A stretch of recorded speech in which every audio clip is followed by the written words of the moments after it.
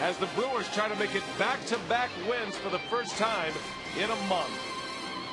And hi, everybody, and welcome from Miller Park. Brian Anderson along with Bill Schroeder. Great to have you with us this afternoon. The Brewers and the Nationals wrap up this four-game series. And, Rock, the Brewers are going to give the ball to Yovani Gallardo, and that second win consecutive, that's been an elusive win here lately. And another day game for Yovani Gallardo. It seems as though every time he takes the mound, it's a day game. And fortunately for the Brewers, he does a very good job in day games, about a 2.3 earned run average. He made some mechanical adjustments a couple of starts ago, and the result of that was outstanding work against the Atlanta Braves. His pitch count was in very good shape, able to pitch into the 8th inning, did not allow a run against the Braves. And the big pitch for Yovani in that particular start, the changeup, the adjustments that he made, able to stay back, changeup, very good against the Braves, and that's going to be a big pitch against this Nationals club. They've got a lot of aggressive fastball hitters. Well, and until last night, the only win on this homestand for the Brewers, and while the Brewers have struggled with the victories on this homestand, one guy who has swung the bat exceptionally well is Ryan Braun. He extended his hitting streak to 9 games last night. Rocky has 12 RBIs in those 9 games. You never know what's going to snap a guy out of a funk. I mean, Ryan really wasn't swinging the bat all that well coming out of the All-Star game, but in Pittsburgh, he hit a home run to the opposite field, and all of a sudden his at-bats got a lot better. He's been able to cover both sides of the plate very well. Outside pitches, really using center field and right center extremely well. He's back to the Ryan Braun of old. Nobody can be perfect all year long, but Ryan Braun certainly has come pretty close. Ryan Braun back in the lineup this afternoon. The Brewers and the Washington Nationals, the final game of the series. And the Brewers are hoping to get a lot of offense today as they're ready to hit the road to San Diego tomorrow. Trying to get back on track. Can they make it back-to-back wins? Stay with us.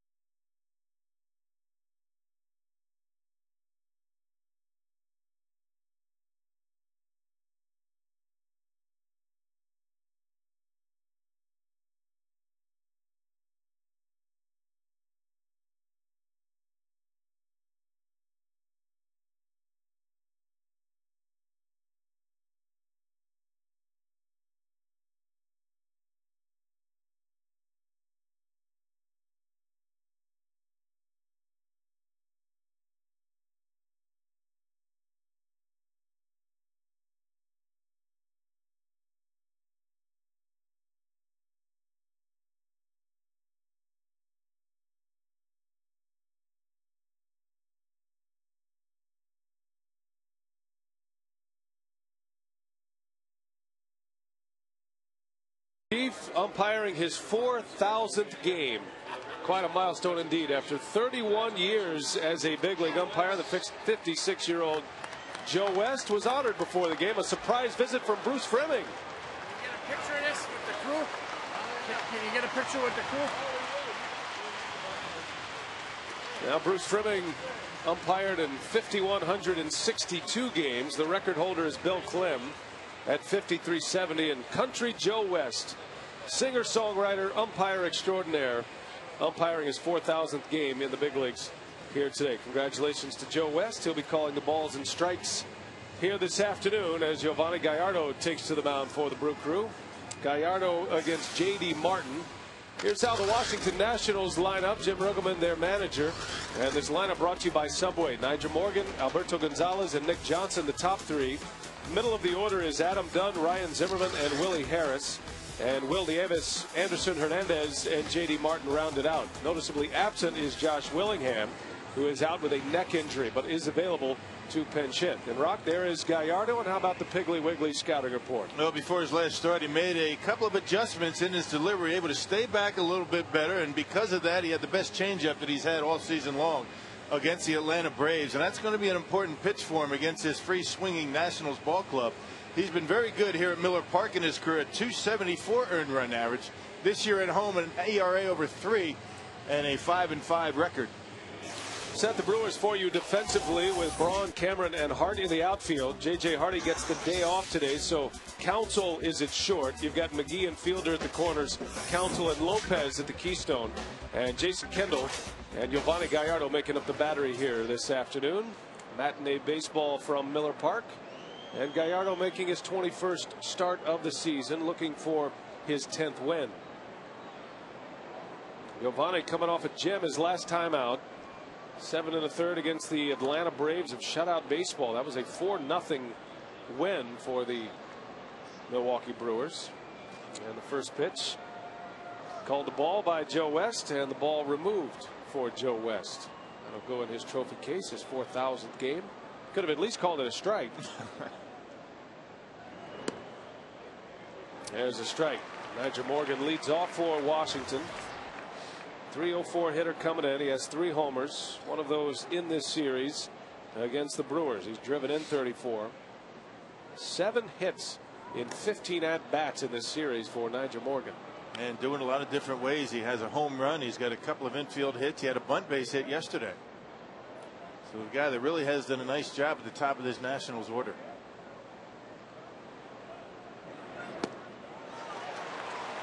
Two balls, 2 strikes.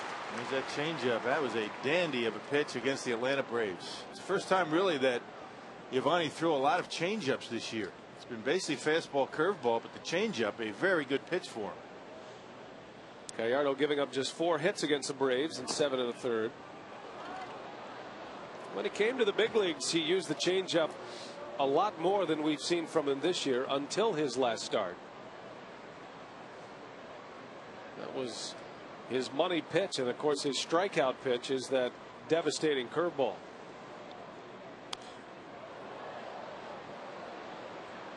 And I think the Brewers, Ken Machia and Billy Castor, would like to see Yovani throw a few less curveballs, maybe just a put-away pitch for Yovani. Throw it with 2 strikes, keep it down, and maybe go to the changeup a little bit more. It seemed like that's what he did his last time out. Yovani has excellent command with his fastball. Little flare into left, and that's going to fall for a base hit. Morgan's on his way to second. Cameron's throw will be late.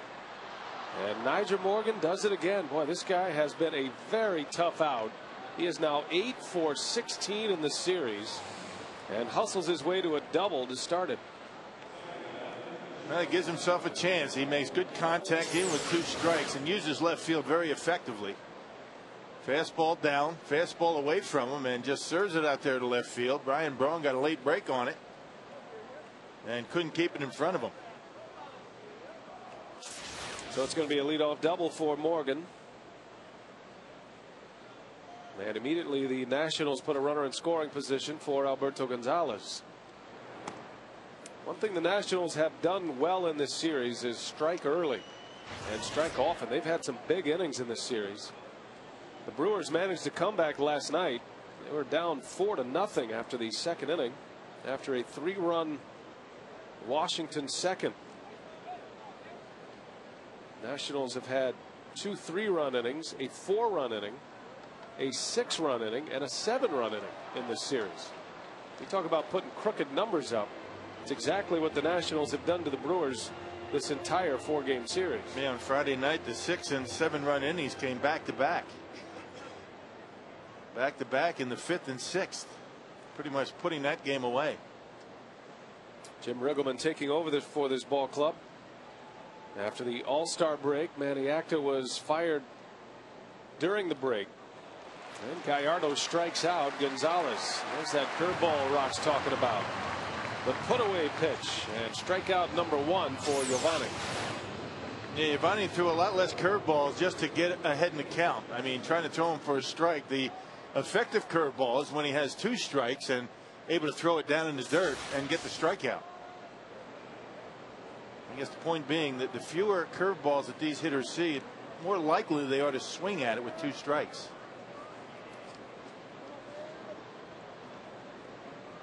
Here's Nick Johnson, moved up into the 3-hole for today's game after the lineup change. The original lineup had Josh Willingham batting 3rd today. Actually had Ryan Zimmerman batting 3rd with Willingham in the 5-hole, but with Willingham out of the lineup, it's Johnson who moves into that spot in the order in front of Adam Dunn. It's a good lineup. This lineup has showed it can have some success.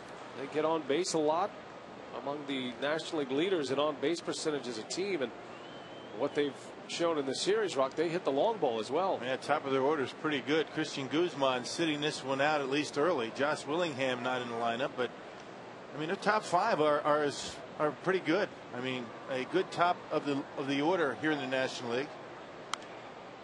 The main problem that they've had has been defense, but there's been no sign of shoddy defense in this series. No, the Nationals have been very tight defensively in the series. They have not committed an error yet. 5 games without an error for the Nationals. And until yesterday, Jim Riggleman's club had won 4 straight. Brewers finally beating Washington for the first time last night. Johnson gets jammed a bit. Hart took off, then retreats, and he makes a play for the out. And he might have deked Nyjer Morgan in the process. Morgan took off. I think he wanted to tag, but the way Corey played that baseball kept him pinned at second base. I'm not sure he did it on purpose or not. Sometimes it's tough to see here during day games. Of course, with the cloud cover today in Milwaukee, not much of a problem with shadows or bright sunshine coming through. Well, you're ready in scoring position. You don't take any chances getting thrown out of 3rd with 2 outs. And especially with Adam Dunn coming up. Dunn made the final out last night. He pinch hit against Trevor Hoffman, representing the tying run, and Hoffman struck him out. He's also done some damage in this series. He hit one completely out of Miller Park on a bounce. It went right through that area, bounced on the concourse out there, and then out into the parking lot. 26 homers. Dunn has driven in 74. Now take it back to Tuesday. It was a no-doubter, 445 feet, but the significance of it is that it actually left the building, which is a rare feat here, and I'm not sure anybody has actually seen that in a regular season game. That's a first for me. And you've seen just about all of them here. Yeah. There's a cross up. That's a good job by Jason. Just to hang on to it. With Adam Dunn up, you're really not safe even there. No, you're in the range. Of course, you know, panels are closed today, so I guess unless he blows right through the glass, you're okay. Good to see the O back today. That O in row was knocked out yesterday by Josh Willingham. So making the repairs to Miller Park, the Nationals have certainly left their print on this ballpark in this series, winning 2 of the first 3 games and knocking down the ad time behind home plate and knocking the O off the sign out in left field. Then that kind of series. That was from a foul ball. Yeah. Miller High Life sign back there. How can they do it? Them's fighting words. Be messing with that. Good to have the O back today. It was hard to continue without one of the vowels. 2 outs, 2-2 the count on Dunn. And Dunn pulls one foul in the seats. Apparently the folks at Fridays aren't very superstitious, because after a win I would have left the O off. Well, keep that thing down for a minute. And put it back on when the team hits the road.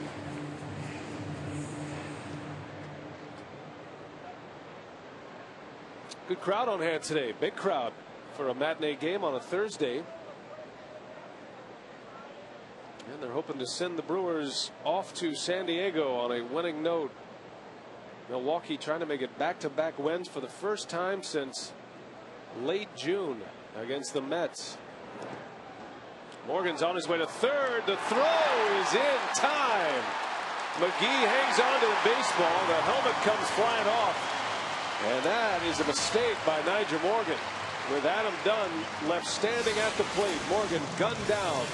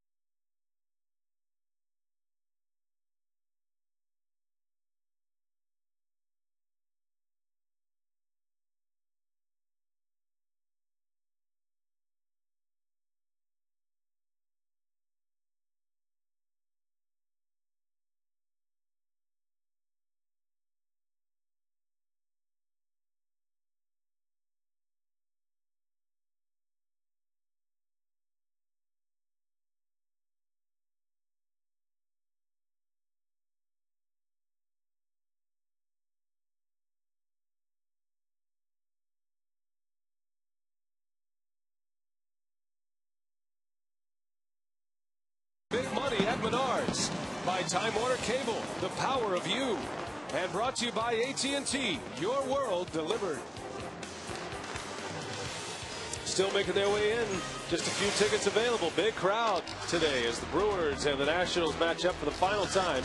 Here's the lineup turned in by Ken Macha. He's got Lopez, Counsell, and Braun at the top. Fielder, Hart, and Cameron in the middle, with McGee, Kendall, and Gallardo rounding it out. Macha's lineup brought to you by Subway, and that lineup will face J.D. Martin.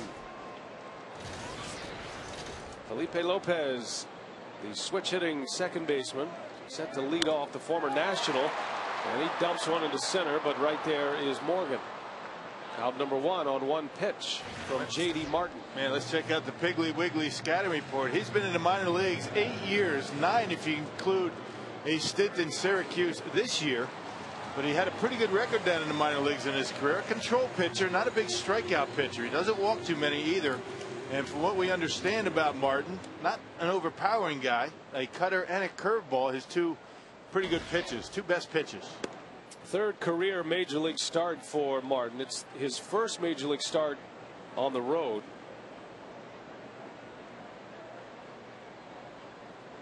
Came to the Nationals on July 20th from Syracuse. He was pitching in the International League, AAA. Facing Craig Counsell, today's shortstop. J.J. Hardy gets the day off.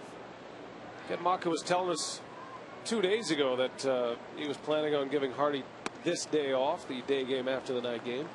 And that's something he'll continue to do. He gave Counsell a day off on Tuesday, and he will continue to piece together the three infield spots from second, short, and third between Lopez, McGee, Counsell, and Hardy. And every now and then, every player needs a day off. The only guy that hadn't had a day off yet this year has been Prince Fielder. He started every game.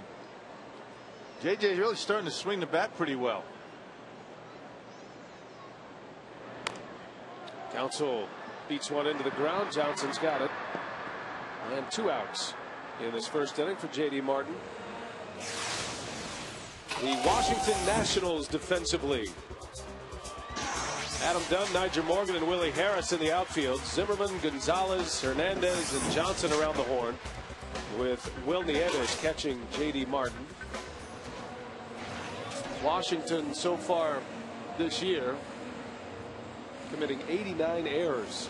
You see the numbers on J.D. Martin. Washington dead last in the National League defensively. Haven't seen anything near that in this series. Not only have they not committed an error, but they have made the spectacular play on a number of occasions as well.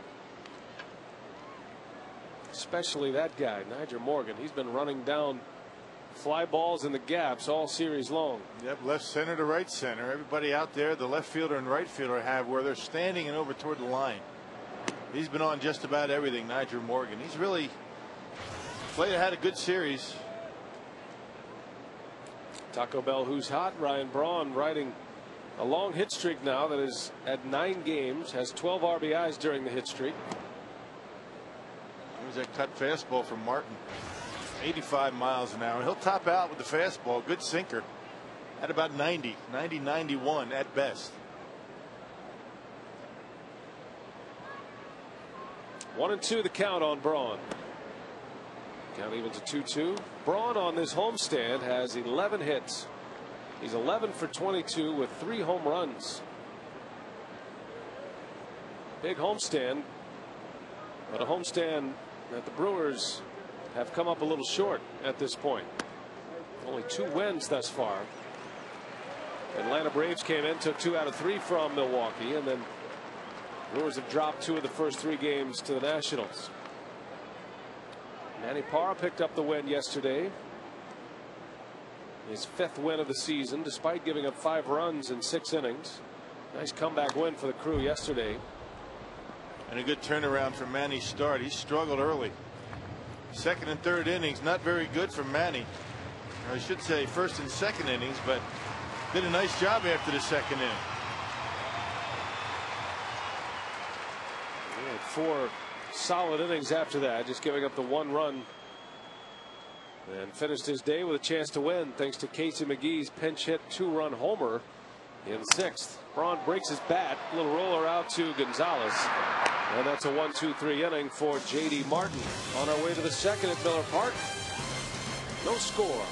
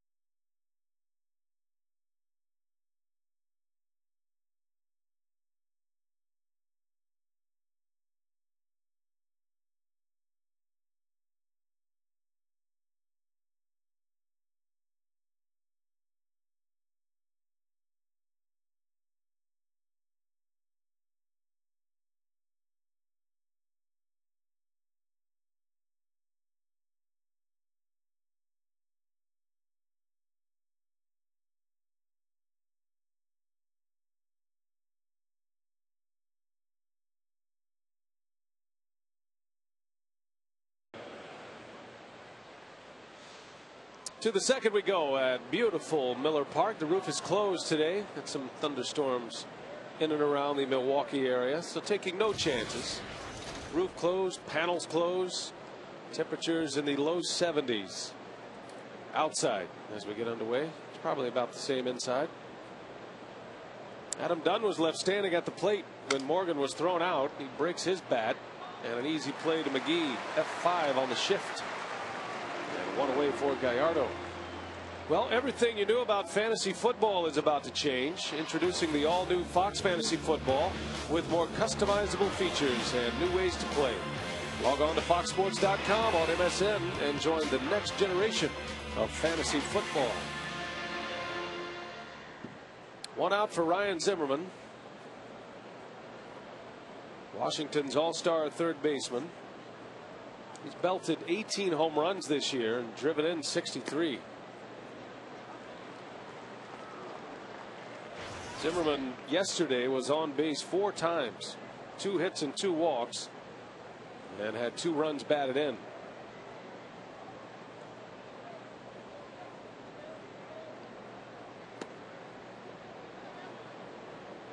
He's a guy that's really been covering the plate pretty well. You pitch him away. If you leave it up, he's going to rip it into the gap out there in right center, and you better not make a mistake inside.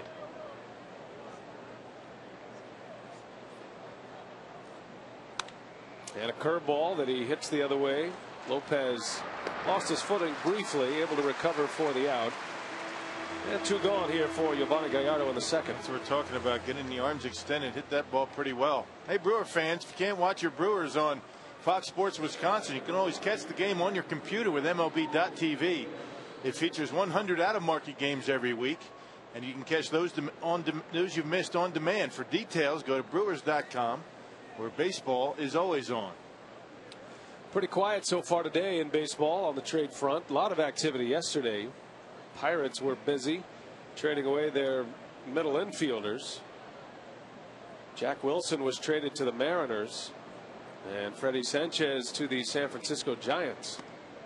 Cliff Lee was traded yesterday as well to the Phillies. That's a big move for Philadelphia. The reigning world champs just got a lot better with the addition of last year's American League Cy Young Award winner in Cliff Lee. And how about the Indians trading away Cy Young Award winners in consecutive seasons? Yeah, giving away pitching. Well, the Indians figuring that they're building for the future, so they're giving away, CC Sabathia last year, Cliff Lee this year, and figuring that they're not going to be able to keep him long term, so get something for him. That's going to really help the Phillies. The Phillies have struggled on the mound. They've been better lately, but still with a 4.41 ERA. The reason the Phillies are in first place today is because of their offense. Here's Lopez and the speedy Harris down the line, and Lopez gets his man. 3 up, 3 down. Nice easy inning for Gallardo.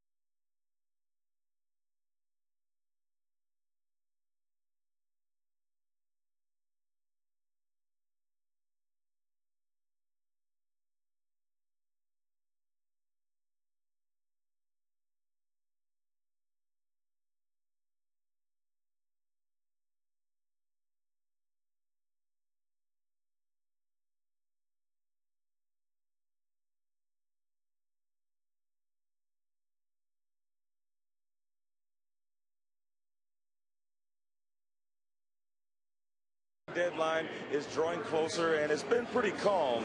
But yesterday there were a lot of trades going on, and I talked to Ken Macha before the game, and he said, yes, even though things are still slow right now, Doug Melvin is still working the phones to see what he can come up with before the trade deadline, which is tomorrow at 3 o'clock Central Time. And you also got to look at the trade that Doug Melvin has already made in Felipe Lopez. He's created so much flexibility and depth on the bench, and it's just like B.A. and Rock said yesterday, with Casey McGee coming off the bench, there's just more options when you add a guy like Felipe Lopez. So one good deal has already been made, but we'll see if more are on the horizon, guys. All right, Telly, thanks. And that deal kind of got swept under the rug a little bit because the Brewers have been struggling since Lopez arrived to the ball club. You know, Milwaukee lost a series to the Pirates, lost a series to the Braves. But it was evidence last night, the ability to go to the bench for a guy like McGee or Craig Counsell or even Lopez.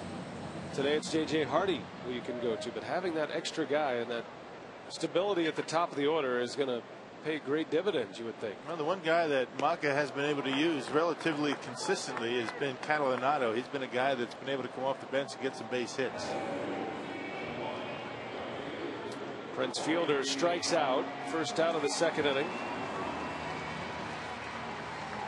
There's some of the members of the bench: Jody Garrett, Frank Catalanotto, Bill Hall, and Mike Rivera, who got his start yesterday.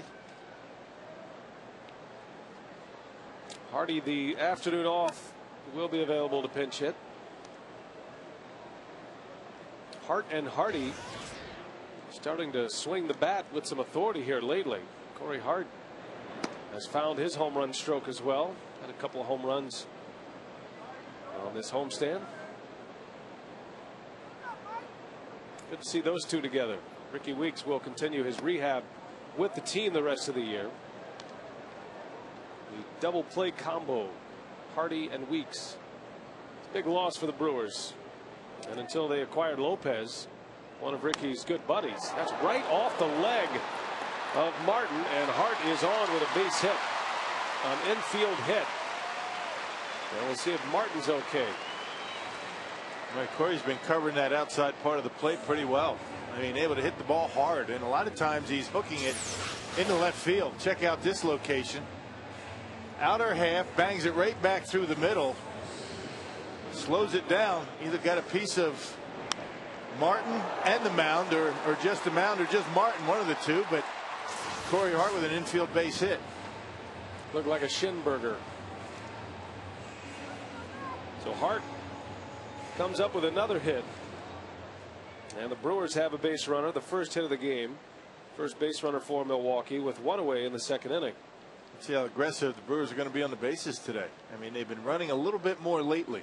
Home runs haven't been coming as often as they had early in the year, so Ken Macha figuring you better get something going. So last night, Mike Cameron went deep. A towering fly ball into deep right center, and that brought the Brewers within a run. Cameron's 15th home run of the year. It was his first since the 4th of July.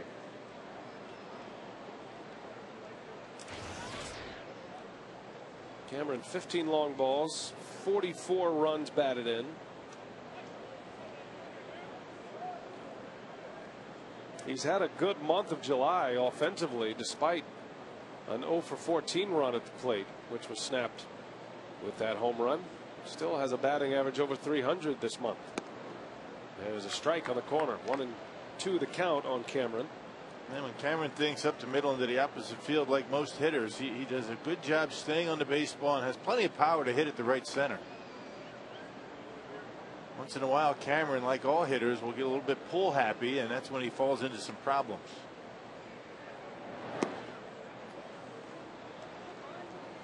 Now, yesterday in the ball game, late in the game, Corey Hart pretty much got a run all by himself. He got on first base, he stole second, and once he got to third base, he was able to score on a little dribble to third base. Good base running all around for Corey to score that run late. That was in the 8th inning. Hart singled and stole the base, his 8th steal of the year. He's been caught 4 times. What You're starting to see the Brewers run a little more, especially this part of the order.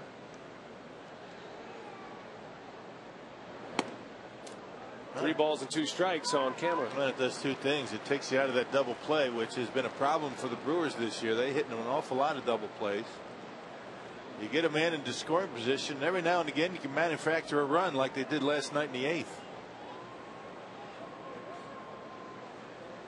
We'll see if Hart takes off here. 3-2. He starts, then stops, and a pop up.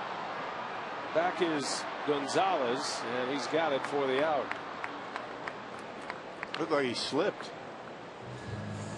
He either slipped or started to go, realized he didn't have a good jump, and stopped and went back. So 2 outs, and here's Casey McGehee. And how about his night last night? He got 1 at bat, and he made the most of it. Pinch hit, 2-run homer that put the Brewers on top. A lead they would not relinquish. And prior to the game yesterday, little Mac McGee threw out the first pitch. He got a standing ovation. Mac has cerebral palsy, and he was out there to throw out the first pitch in honor of the fundraiser that the Brewers' wives put on. They raised over $50,000 for cerebral palsy, and that was a great night. And an emotional Casey McGehee. Spoke to Telly after the game. You could see the tears welling up. What a night for him. That one's in the right, playable for Dunn. And that is the inning here. So an infield hit goes for naught. We head to the 3rd at Miller Park. No score.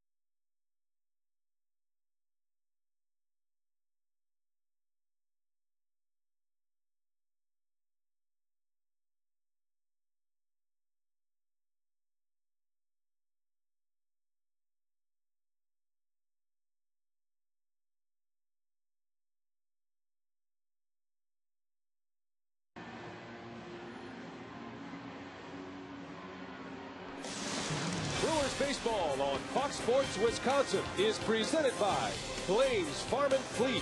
You'll always find value at your local Farm and Fleet. By Piggly Wiggly, shop the pig and save. And by Ho Chunk Gaming Wisconsin. How long can you hold that cheese, right? She's smiling. She's waiting for the flash. It's not that kind of camera.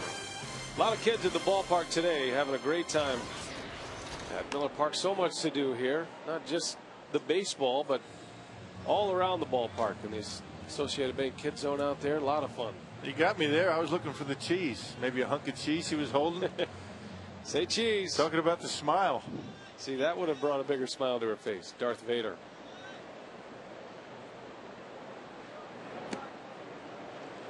Darth Vader always kid friendly. Get some costumes here. See the hair coming out there, Rock? Kind of looks like Chewbacca took over for Darth Vader. Kind of, you know, clubbed him and stole his uniform. Chew who? You know, Chewbacca. Oh, yeah, okay, that guy. I remember Star Wars. Yeah. Just, you know, some of the specific character names. Kind of escaped me. It's a long time ago. Luke Skywalker. Yeah. R2D2. There you go. I get it. I get it. Nice. Chewbacca was just tough for me. Chewbacca. Chewbacca? Oh, ciabatta, that's the bread, isn't it? Will Nieves leads off for the Nationals. And the 1-2 is slap foul, and Nieves may have broken his bat.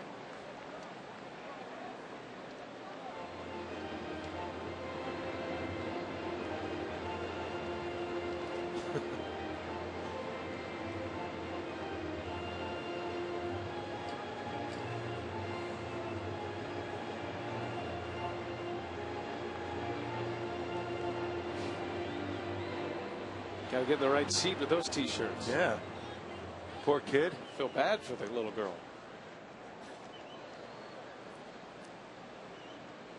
Another 1-2 from Gallardo.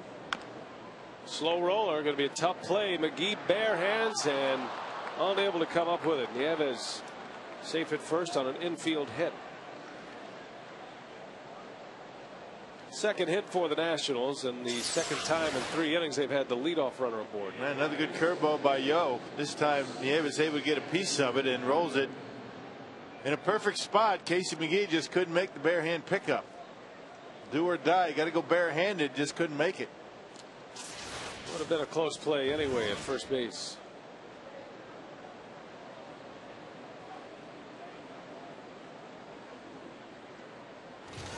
So a man on for Anderson Hernandez. And like we saw yesterday, the Nationals aggressive early in the count. Which is why that good changeup by Gallardo is going to be an important pitch for him as he gets through this game. First time through, a lot of fastballs, but you know, once this Nationals ball club they get that second at bat, they're going to be looking for fastball. And maybe you're going to see Kendall and Yo go with a changeup a little bit more early in the count. Washington has put some hits on the board in this series. 36 hits in the first 3 games. Add 2 more to that, so 38 total.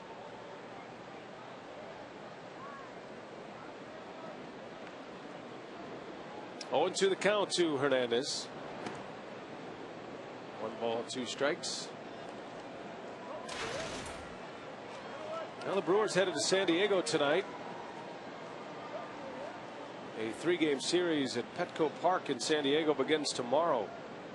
And Ken Macha still has Braden Looper, Jeff Suppan, and Carlos Villanueva in the rotation for that series. Hernandez throws the bat at 1, and down he goes on strikes. Second strikeout for Gallardo. Hernandez saying, I got a piece of that ball, and so is Jim Riggleman.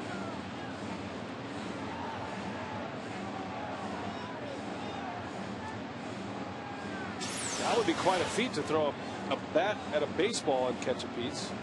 Oh man, I think he's right. He is right. He is right. It looked like he fouled it right in front of Jason. That is a foul ball. Pretty close though. And Riggleman is in the face of Joe West. This is not a reviewable play.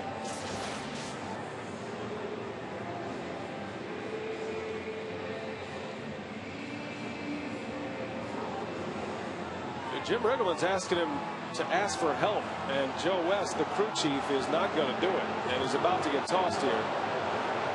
And Joe's giving him a little bit of a leash here, but I don't know how long it's going to be.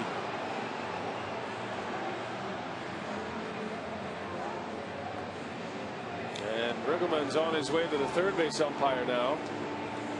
And the third base umpire will not do anything unless Joe West asks him to have an opinion on the play. Paul Nauert.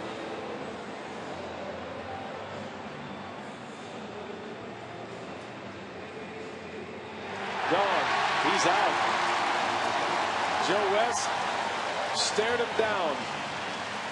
And as soon as Riggleman started talking to Nart.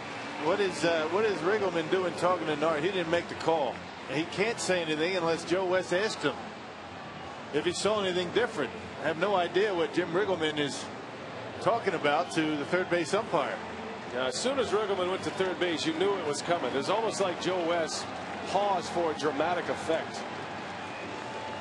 And And the second Riggleman turned back to Joe West and made eye contact, he threw him out of here.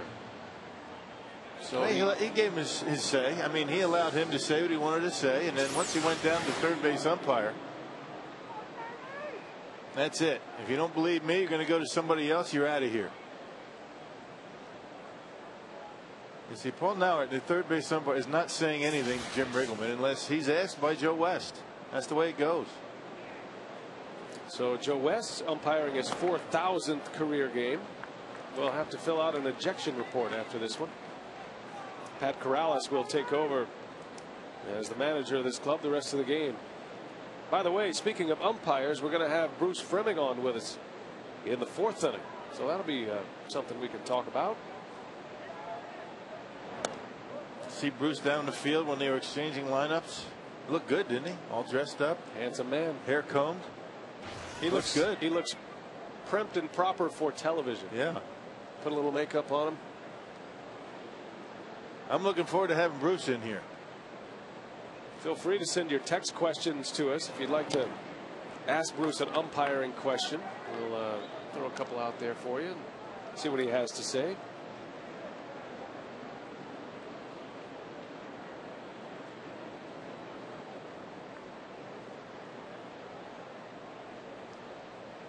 J.D. Martin trying to drop a bunt down here with one away. And he bunts it foul. It's 2-2.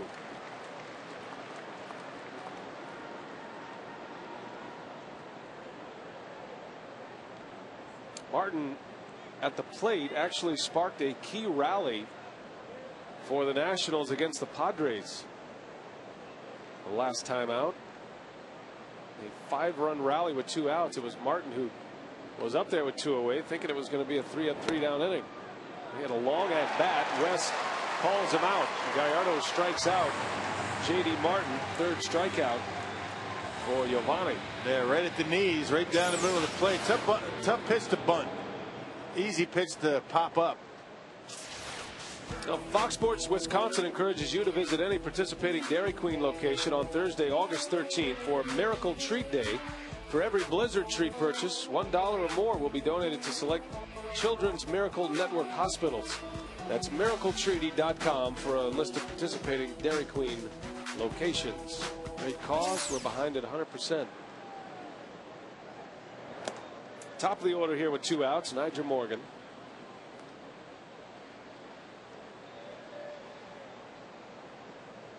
Morgan has hits in half of his at-bats in this series. 8 for 16. Doubled his last time up to lead off.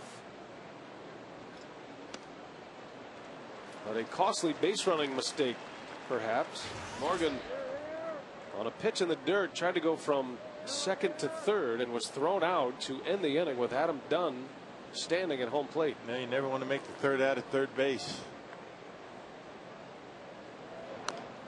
Particularly with one of the premier power hitters in baseball at the plate.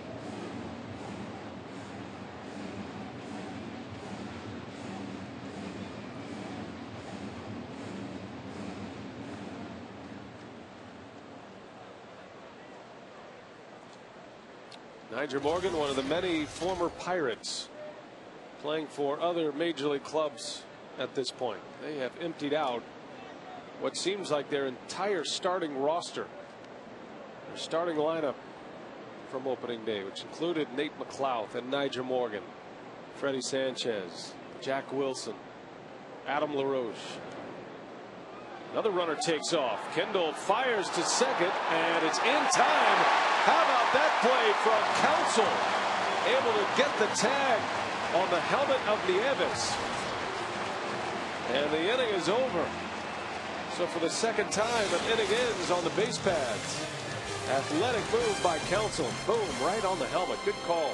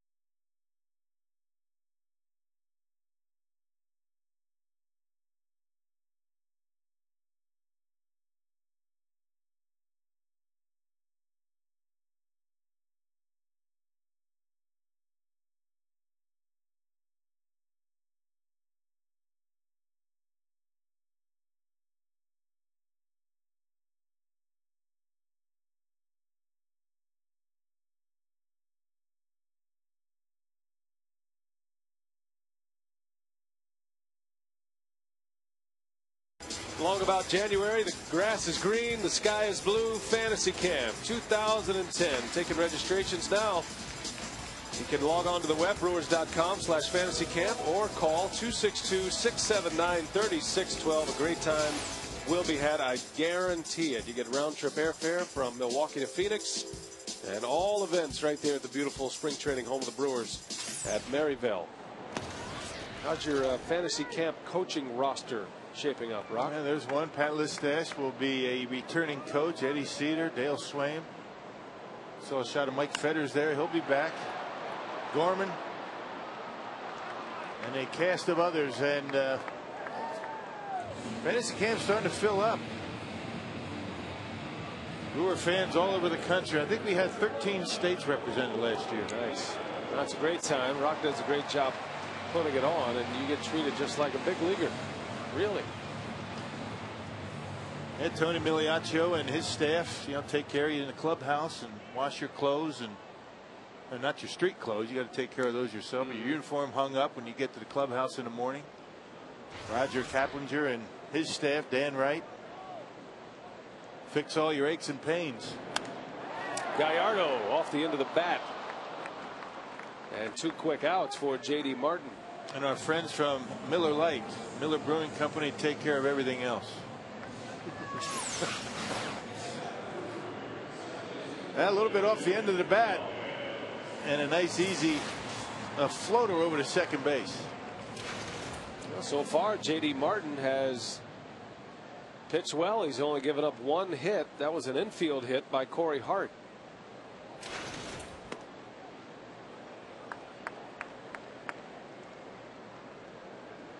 Felipe Lopez, the former Washington National.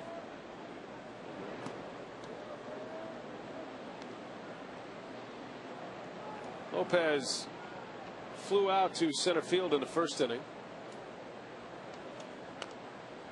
And we saw with Garrett Mock yesterday, the starting pitcher for the Nationals. He went through the lineup the first time relatively easily because not too many Brewers had seen him. Today's starter, Martin, no Brewer has ever seen him in a big league game. Obviously, he's making his 3rd start this year. We'll see what adjustments Mock makes, or I should say Martin makes, in the Brewer offense.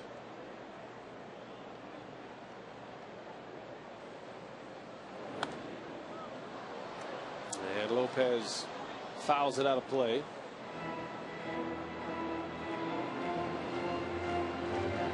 Lopez was sent from the Nationals to the Cardinals last year. Part of that Cardinals run as they were trying to make it to the postseason. Felipe Lopez with a base hit and a 2-out single. So the Brewers with their 2nd hit and their first base runner since Hart last inning. That changeup looked like a changeup away from Lopez and able to stay back long enough. Even now on his front foot, you see the bend in that front leg. That tells you a hitter's a little bit out in front, but if you keep the hands back, you still have a chance to get enough of it to muscle it into the outfield, and that's what Lopez did. He's kind of buggy whipped it through the zone. As long as those hands don't drift with the body, you're okay.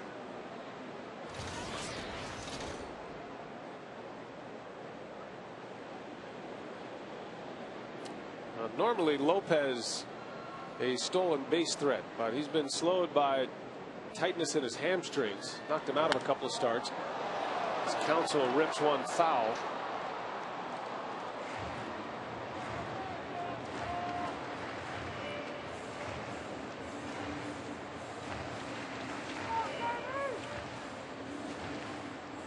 Second time through the order here against J.D. Martin. Counsell grounded out his last time out.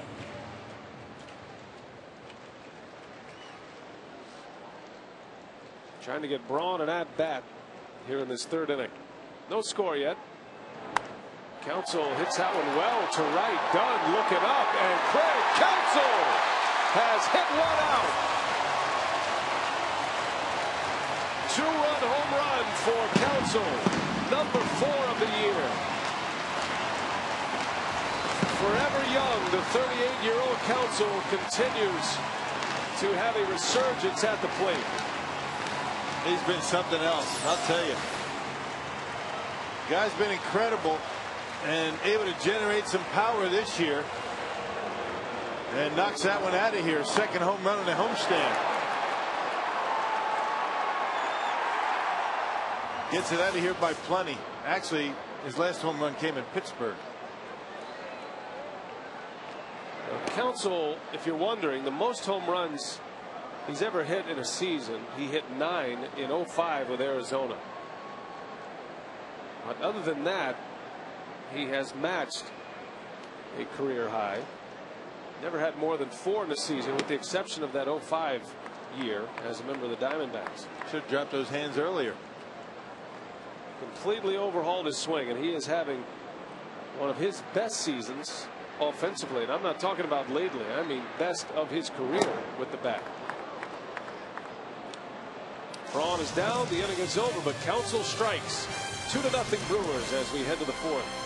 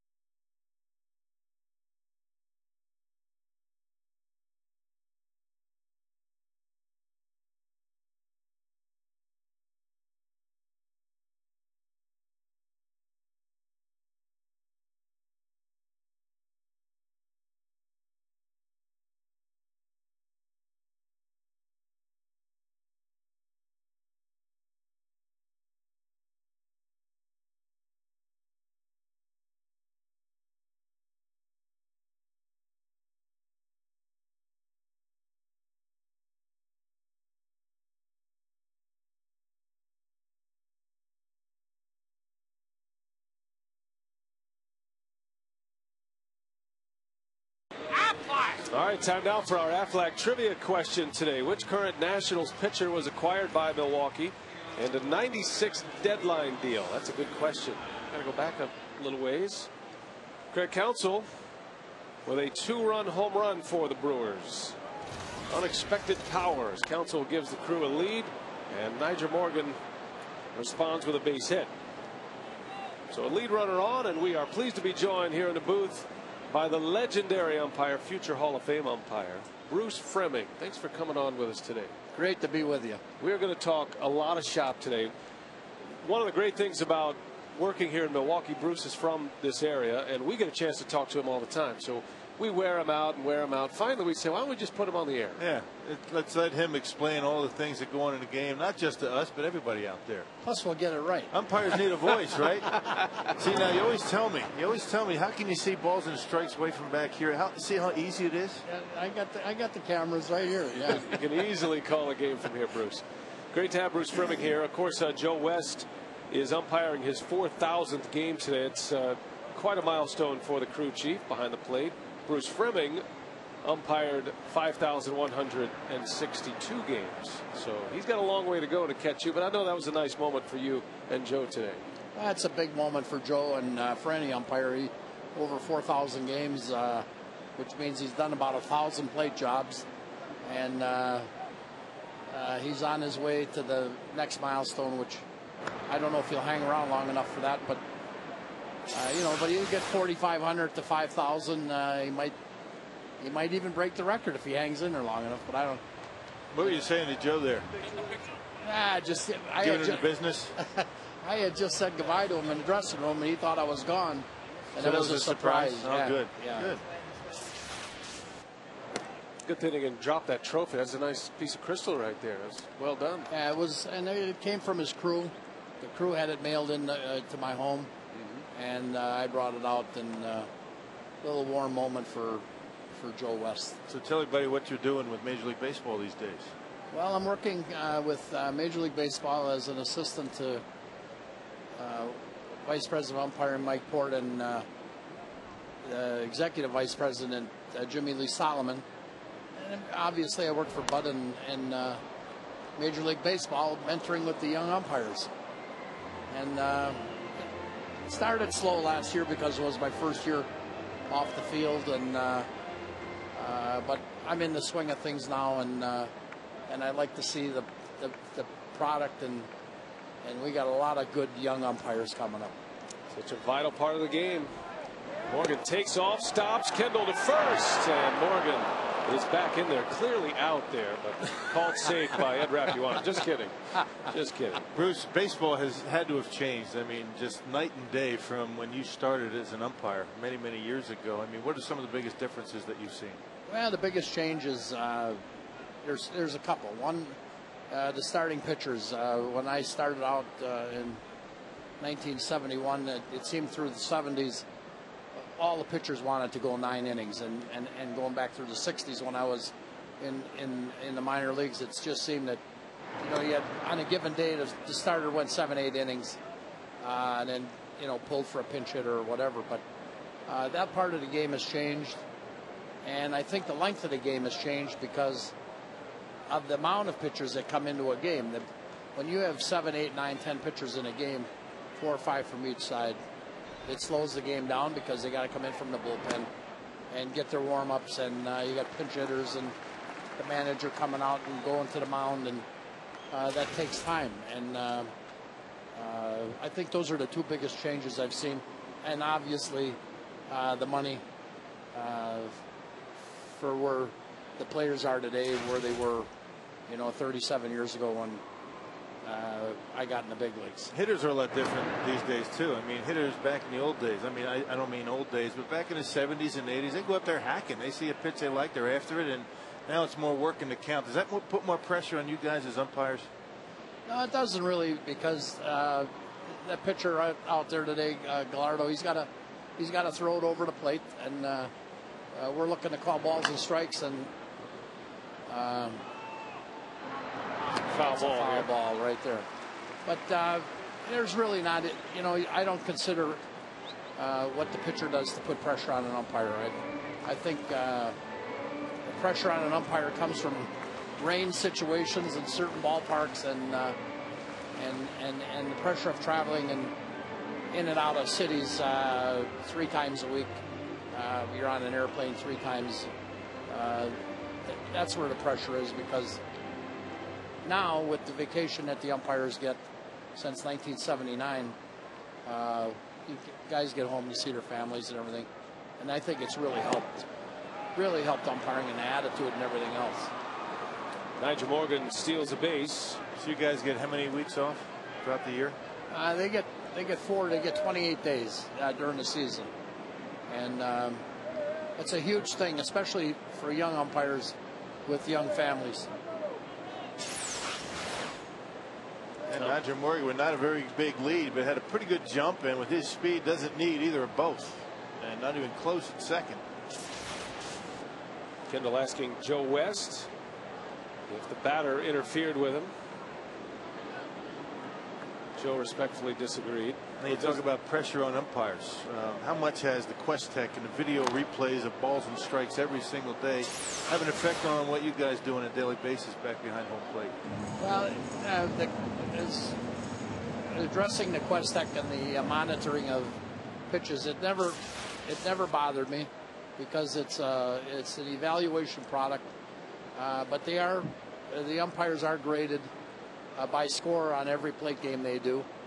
And last year, the composite score was above 95, meaning 95% of the pitches were called correct. And then there's some borderline pitches that go both ways. Right.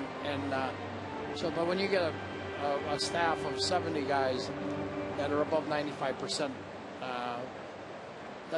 that's pretty good shooting right there. Now, understanding that you're being evaluated on every pitch, I mean, you're an umpire back there, do you err on the side of calling a pitch off the plate, or err on the side of calling strikes? or neither? Neither. You're there to call the ball as it is, and you're not a fan. You're an umpire, and the ball's inside. It's a ball. The ball's, on the plate. It's a strike, and you're not going to get them all right. Nobody's going to ever get them all right when you're talking about in a game 250 to 300 pitches. Visiting with Bruce Frilling, legendary umpire, Milwaukee native, here joining us. Joe West umpiring his 4,000th game today, and it's great to get Bruce on the air. There are a number of things that we go to Bruce with. One of those was the Questech situation. As they watch every pitch and it's monitored in the grading system. One thing I found fascinating is that there's actually an advance umpire as far as news, any kind of tussles between two teams. I mean, you guys are pretty well informed, or at least a crew would be when they come into a city, about the two teams in the past, maybe. The commissioner's office has set it up, the different programs, and one is what you're referring to is what we call a heads-up program, meaning if there was trouble today between the two ball clubs here, Washington and Milwaukee, and they meet again, and before the umpires go into that next series, they would be told that there's bad feelings, there was a beanball situation and whatever, and they identify the players that were involved in this and that. And what it does is it gives you, puts you in a situation that first inning somebody gets knocked down, you know what's going on. And preventive officiating allows you to then step in and handle that situation because you knew something was festering. Something you could deal with as a crew chief, you could deal with before the game even starts, maybe even as early as the exchange of the lineups. But and it's happened in my career where we went to home plate and before the first pitch of a series, either in the locker room by bringing the managers in, or at home plate telling both managers to make sure that they came to home plate with the lineups. We let everybody know that we're on alert and that we're going to play baseball, and that's what, basically I would say as a crew chief, we're going to play ball today. Anything else we'll deal with. Not so subtly, though. Yeah. Maybe a little bit more harsh tone to your comments. It was very smooth and nice, and everybody was smiling. Now let me ask you this. Now Joe West just threw out Jim Riggleman. It didn't appear that there was any real bad blood or any screaming and yelling going on. Riggleman went down to third base and Joe threw him out. What happened there? Why did he throw him out? The reason he threw him out, he disputed the play to throw him bad at the ball or whatever. He wanted I think he wanted the foul ball. Foul ball, yeah. And when Joe didn't give him the answer he wanted him to get help. And Joe wasn't going to get help because Joe saw what he thought he saw the play. So when Riggleman on his own went to third base, he was on his own. He was in the. He's on his own. He's on borrowed time at that point, huh? He was in the middle of nowhere, and Joe watched him talk to him, and then you can't go around the infield and get a vote. So, and that's what Riggleman was doing. There won't be any hard feelings there. That's just a situation. I mean, Riggleman got thrown out. He never came back to West to even discuss it. So he knew what he had done, and Riggleman's a good guy, and tomorrow's another day, and that's the way Riggleman will treat it. I'll take you back to the third inning, and Hernandez throws the bat at the ball and wanted a foul ball. Riggleman saw it as a foul ball as well. Came out, Joe West, and then you go hit the showers. And it was a smooth ejection. It was Joe just. Give him the old Jackie Gleason. You gone. You out of here. Alice, you're done. Oh boy. What was your best ejection in your career? Did you ever throw a rotator out or anything? You ever have a violent toss out of somebody? Tough on your body? Yeah, over the years you get a few of those. Not a lot, especially in your early years when you're trying to get some credibility. Your right arm can become sore your first 5 or 6 years, but after that everything builds up, and your work talks for itself, and ejections go down as your career goes on, and because people know you're the button to push and not to push, and there's respect on both sides. The umpires, I always had respect for everybody I dealt with until they didn't show respect, and then you got a different thing there, and you know, you're there to keep everybody in the game, and you try to do that. Sometimes it doesn't work. Well, Dunn at the plate with 2 on here. Gallardo with a little bit of trouble as we visit with Bruce Fleming. One of our favorite sayings that you have come up with this year in the Mike Cameron situation. You got thrown out. I called you. Actually, you came into the booth here. Said, why did he get thrown out? What's the big deal? And he said, you can't beak him, Schroeder. Don't beak me. That's becoming a legend around here. Yeah, don't the beaking of the umpire by the player. Yeah, you have to keep control of oneself, meaning the hat. If you're gonna build a hat, if you're gonna take off the hat. Dunn called out on strikes, and he's barking a little bit at Joe West, and it's out number 2. Another backwards K for Gallardo. That is the 5th strikeout for Giovanni. That fastball right on the outside corner. Looked like Joe West saw it pretty well. Dunn thought it was off the plate. Certainly wasn't high. I think that goes to your point, Rock, what you were talking about with Bruce a moment ago. There are so many hitters these days that won't swing at a pitch like that. You know, just a decade ago, that would have been, you have to swing at a pitch that close with 2 strikes on you. Used to be, Bruce, if it's close enough to call, right, you got to protect the plate. I mean, hitters more or less these days are counting on pitches not being called strikes. It seems like it anyway. Well, there's a lot of hitters that take a lot of pitches, but then you've got the good hitters that you know, that swing at a lot of pitches too. But I you know, in the pitching's the same way. He used to throw a lot of strikes, and now it just seems like you see a lot of 3 and 2 counts, and everything is driven, I think, stat wise. Guys want to get the outs, and the pitchers looking for strikeouts, and they fish around, and they get in trouble. The walks kill you. Who was your favorite pitcher to have to work the plate for? There were 2 of them that stand right out: Bob Gibson and Randy Jones, because they really were quick, and they threw strikes.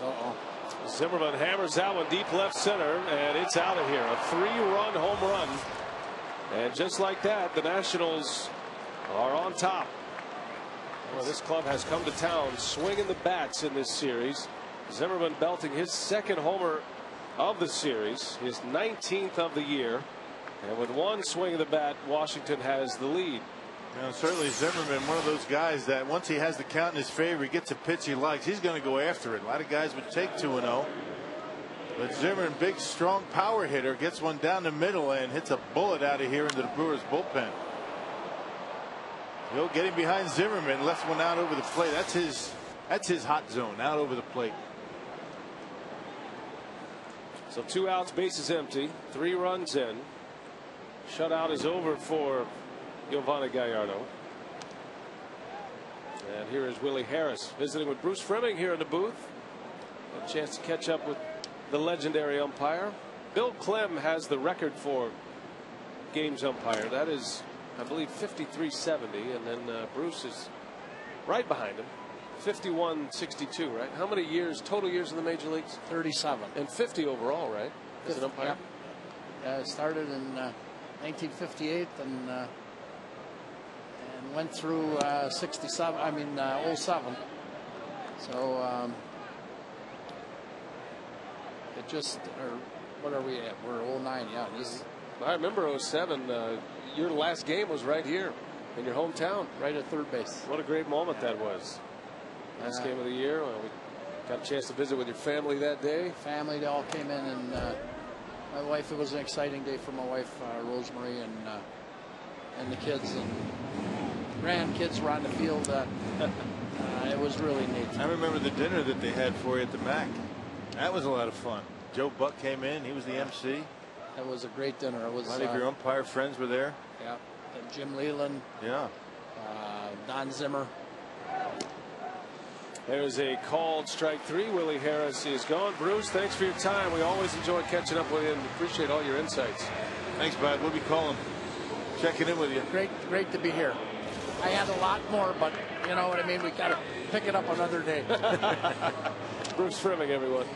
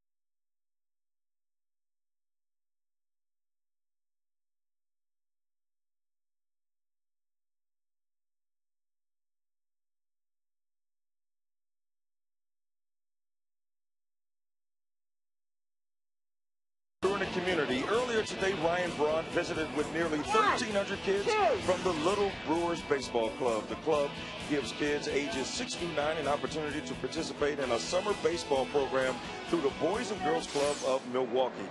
Braun's donations this season, as we see Prince go. I have to get back to this later, guys. I'll send it up to you. Prince Fielder, a home run to tie it up. So the Brewers, with one swing to bat, even the score as Fielder goes deep for the 25th time this year. Well, just like yesterday, after the first time through the order, the Brewers getting some better swings this afternoon against J.D. Martin. Hadn't seen much of him, if anything, of him. And now second time through, 3 base hits and 2 home runs. Good extension by Prince. Counsell and Fielder with home runs today. And we're all tied at 3 after Zimmerman put the Nationals on the board with a 3-run homer in the top of this frame. That was good visiting with Bruce Fleming, legendary umpire. And here to honor Joe West. West has been in the league 31 years and umpiring his 4,000th game. Always good to catch up with Bruce. Get some good insight. See the Powerball home run leaderboard. Fielder now at 25 homers for the season. Braun with 21. Ryan Braun, the first player in franchise history to hit at least 20 homers in his first 3 years. Hart a strikeout victim for out number 1. So Fielder homers for the first time since the 19th of July when he homered against Johnny Cueto. That was in Cincinnati. A modest drought for the big slugger and the home run derby champ.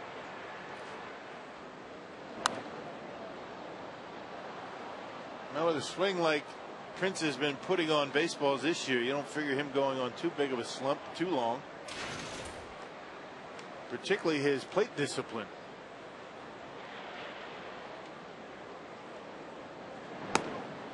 And when you swing at strikes most of the time, or 90% of the time like Prince, you're not going to go into too long of a slump.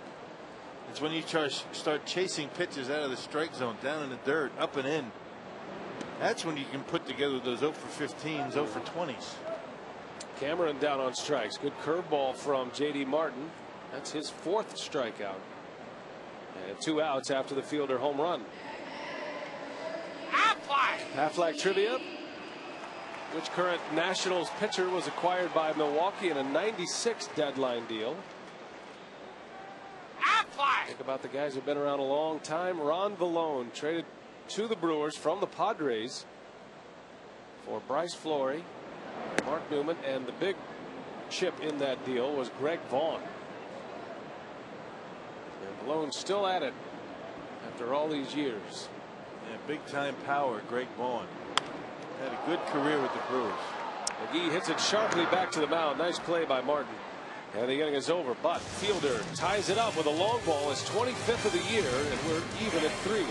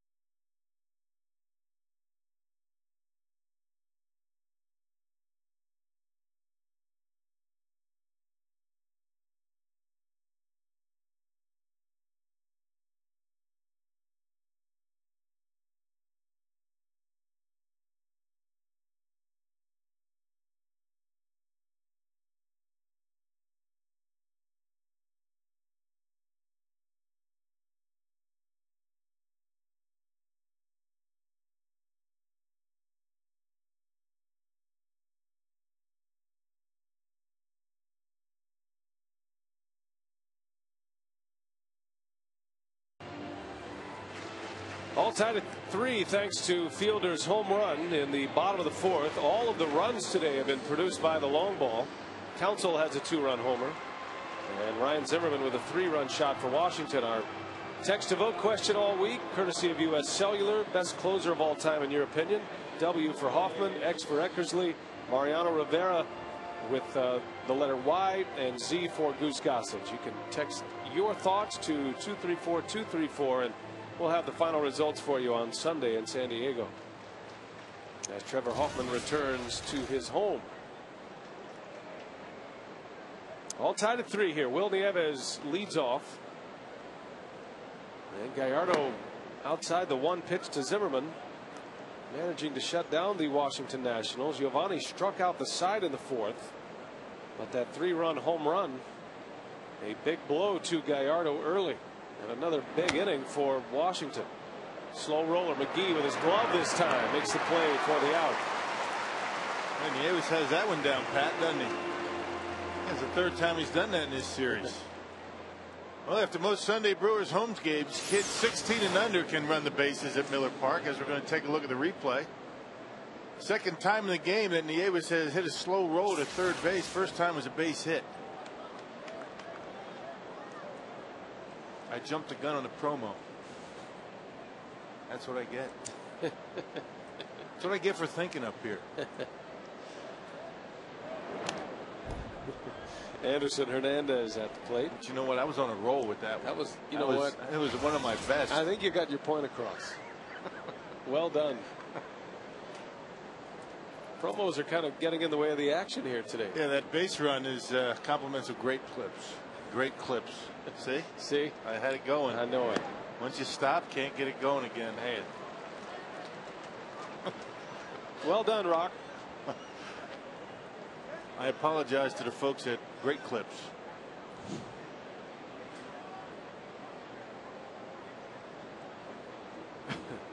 Here's the 0-2. Ball and 2 strikes. Giovanni Gallardo making a bid at his 10th win here today. 9-7, 3.09 earned run average. After his last start, he said he felt like himself again. He'd been battling some mechanical issues, throwing a lot of breaking balls. He went through about a 4 or 5 game stretch where he was losing games. He wasn't pitching all that poorly. He was seemingly in a high pitch count situation just about every time out.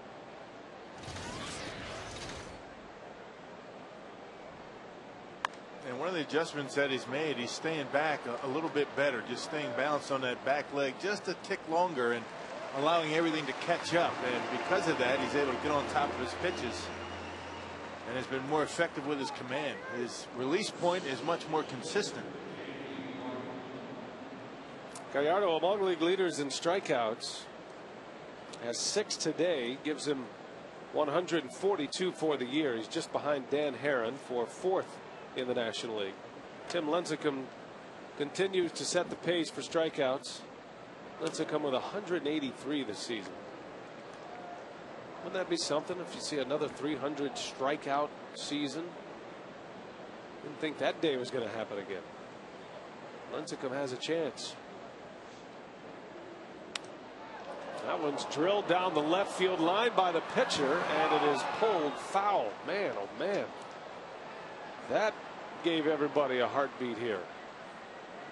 J.D. Martin making a bid at his first hit in the big leagues. Now we saw that yesterday. Winning Mock with his first hit. Yeah, Garrett Mock singled off Manny Parra yesterday in the 2nd inning. Stammen had a double in pitcher, so 3 of the 4 starters for the Nationals in this series have been able to get base hits.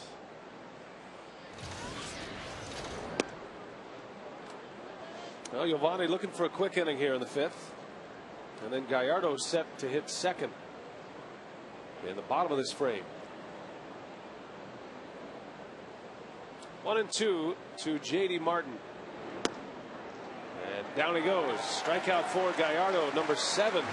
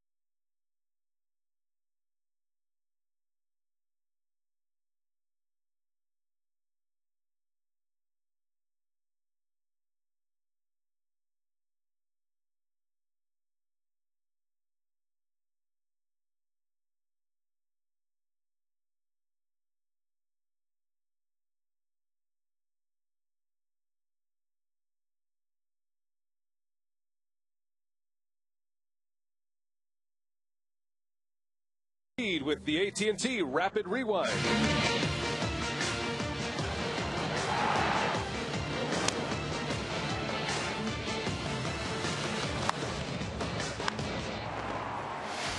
AT&T, the nation's fastest 3G network. AT&T, your world delivered. All tied at 3 here at Miller Park, and a big crowd on hand to see it. Close to a sellout today. The roof is closed. Thunder showers around the Milwaukee area. And a good ball game so far. A lot of long balls in this one. 3 home runs, as a matter of fact, as Kendall rolls out on the first pitch. J.D. Martin. Spent a lot of years in the minor leagues, but he's had success in the minor leagues. The last 2 years he's been an all-star down in the minors. Say, if you want to enjoy our post-game instructional, then tune in to Under the Lights, Brewers Baseball Instructionals. Bill and Davey bring you a compilation of the best on-field instructionals showing you the basics of the game. Under the Lights, Brewers Baseball Instructionals, Sundays, 6:30 p.m.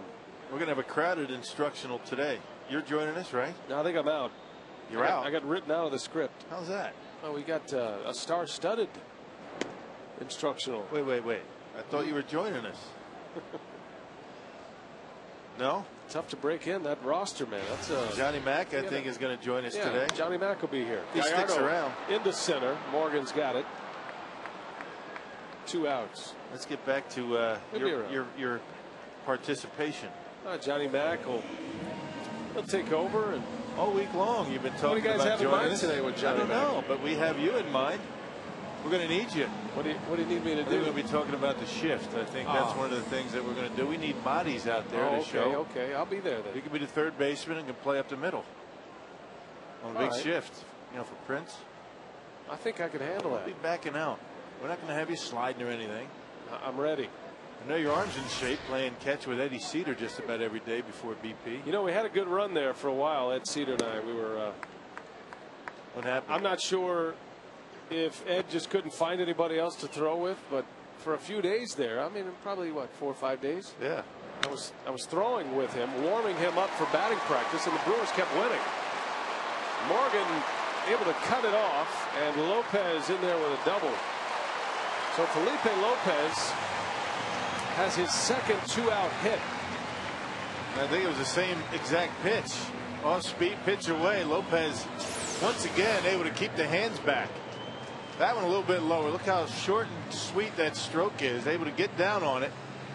You can see the more of a stiff front leg on that particular swing. Staying back a little bit better, but still able to get into second base with 2 outs. All right, double number 19 for Lopez, combined between the Brewers and the Diamondbacks.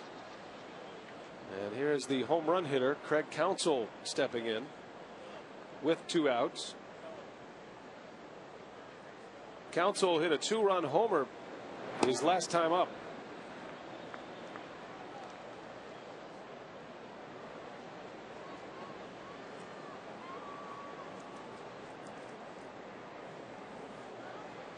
Counsell extending his hitting streak to 12 games with that home run.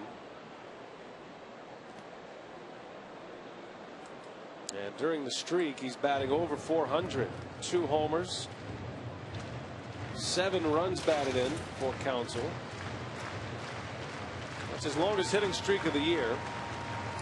And it's the most productive hitting streak of his career as far as RBIs go and extra base hits. Go ahead run at second base. And Counsell takes a strike. And what makes Craig so consistent is the fact that he's only going to try and turn on the pitch if he's got the count in his favor. And if he gets a pitch in which to do it, he's not going to roll over on too many fastballs away from him. Still using left field very effectively.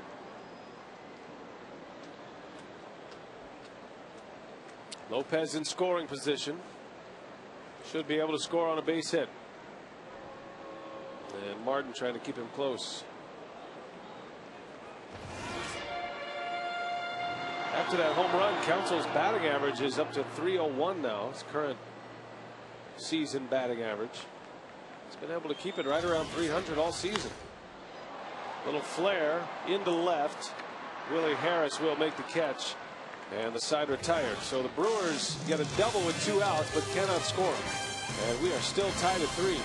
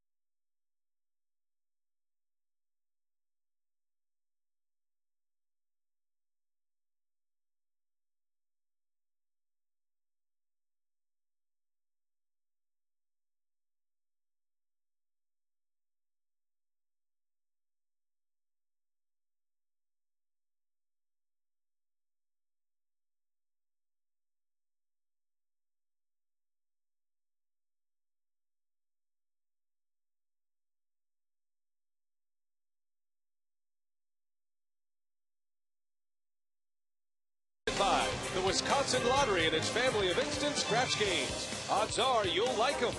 By Airtran. Go, there's nothing stopping you. And by Aflac. We've got you under our wing.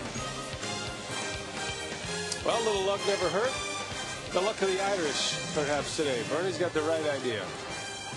Up there in the chalet. High atop Miller Park. 3-3 game. We head to the 6th. Gallardo back out there. Nyjer Morgan down the line, and that'll go for extra bases. Morgan with his 3rd hit, and Hart able to keep him to a double. What a series he has had. His 2nd double of the game on his 3rd hit against Gallardo today. Yeah, we've seen some hot hitters all season long against the Brewers this year, but none more hot. Right now, none hotter than Nyjer Morgan. I mean, he is hitting the ball all over the diamond from line to line. Really tough to pitch him and tough to defend him. Well, the Brewers outfielders have been playing deep lately to prevent the triple, and it just paid off right there. It's a different kind of inning if Morgan is standing at 3rd base with nobody out.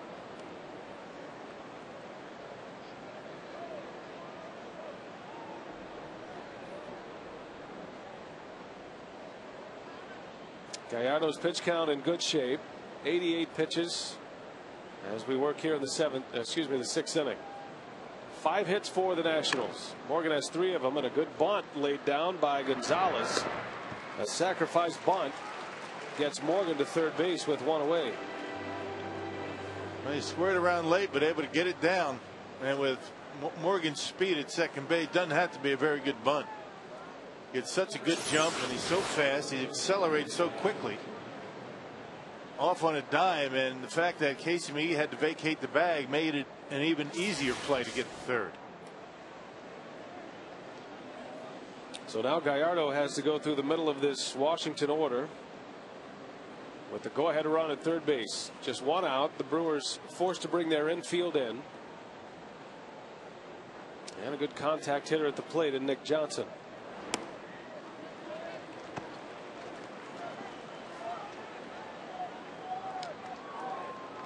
Johnson struck out twice yesterday. He was 2 for 4 at the plate with a walk and a couple of RBIs.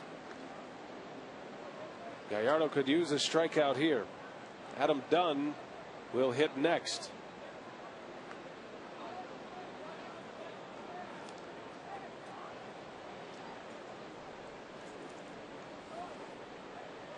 All tied at 3, and all of the runs coming on the long ball.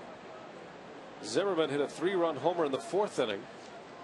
Counsell had a 2-run homer in the 3rd, and Fielder tied it in the bottom of the 4th with a home run. Ball and 2 strikes on Nick Johnson. Yeah, good velocity on that last pitch by Yo. 93. He's still feeling pretty good out there in the mound. As you mentioned, only 92 pitches so far.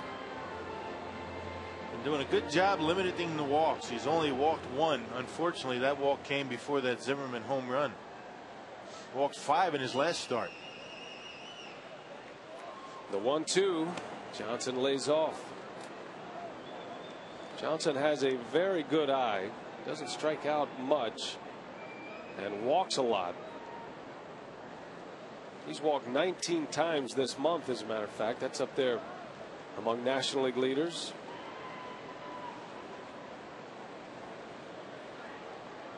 Batting average goes up with the infield in. Gallardo in a spot here with 1 away, and the 2-2, and a curveball that just missed.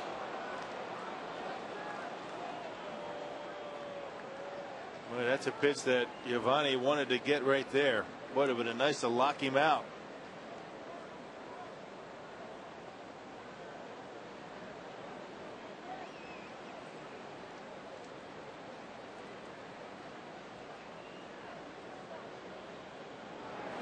Got him. Struck him out with a fastball. Johnson chases one out of the strike zone. And 2 outs in the inning now, uncharacteristic of Nick Johnson here. Yep, a high hard one, not able to get a piece of it after the curveball that looked like a pretty good pitch. Now it's time for today's timer of the game winner. It's Mojo's in Sheboygan. If they call the Brewers by 8 o'clock tomorrow morning, they get 40 tickets to a 2009 Brewers home game. This offer courtesy of the Tavern Liquor Wisconsin and Miller Lite. So 2 outs, and it's Adam Dunn.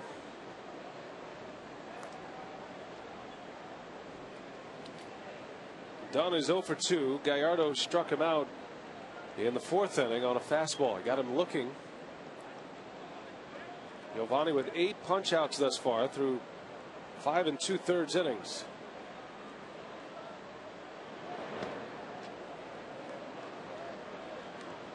Big shift is on for Dunn. Got 3 infielders on the right side with Counsell, Lopez, and Fielder over there.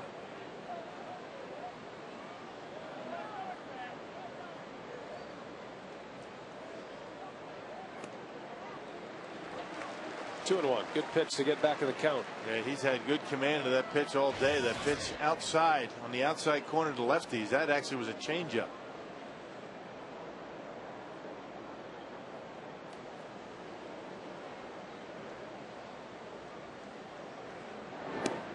And a breaking ball for a strike.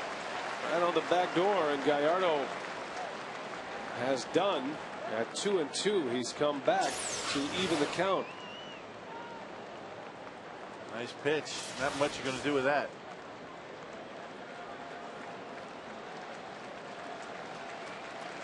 Go ahead and run at third. The 2-2, and Dunn lays off. Pretty good pitch by Gallardo.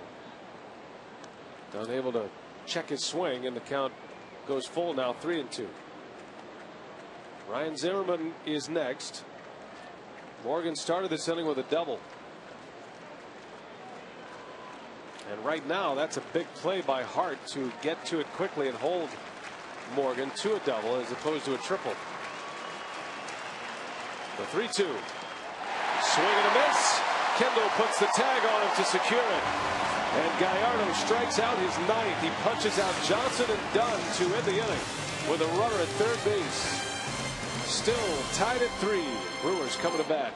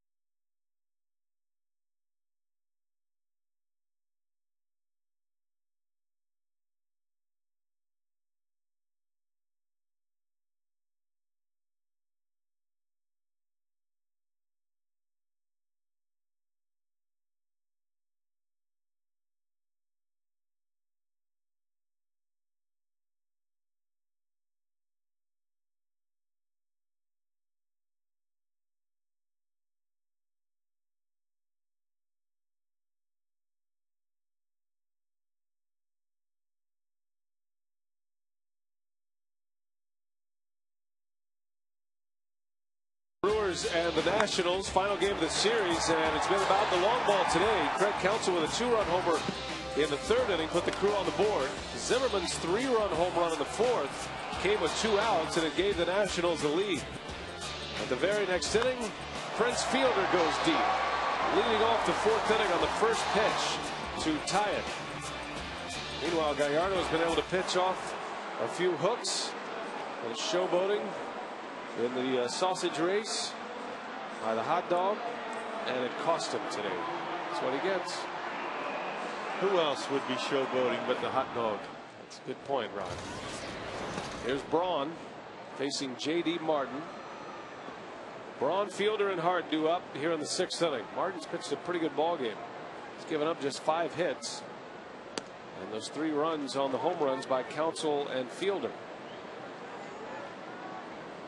Martin came into this game with a 7.5 ERA and very limited action in the big leagues.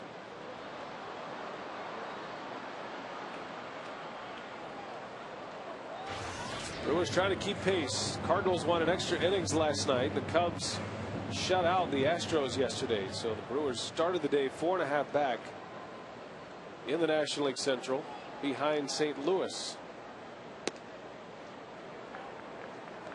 Cardinals and the Dodgers tonight, final game of their series. Kyle Lohse against Hiroki Kuroda. 15 innings last night. Pujols won it for St. Louis in the 15th. Braun pops up for out number 1. Cubs and the Astros are in progress, and the Cubs are all over Houston again. 9-3 Chicago. And 12-0 yesterday. Man.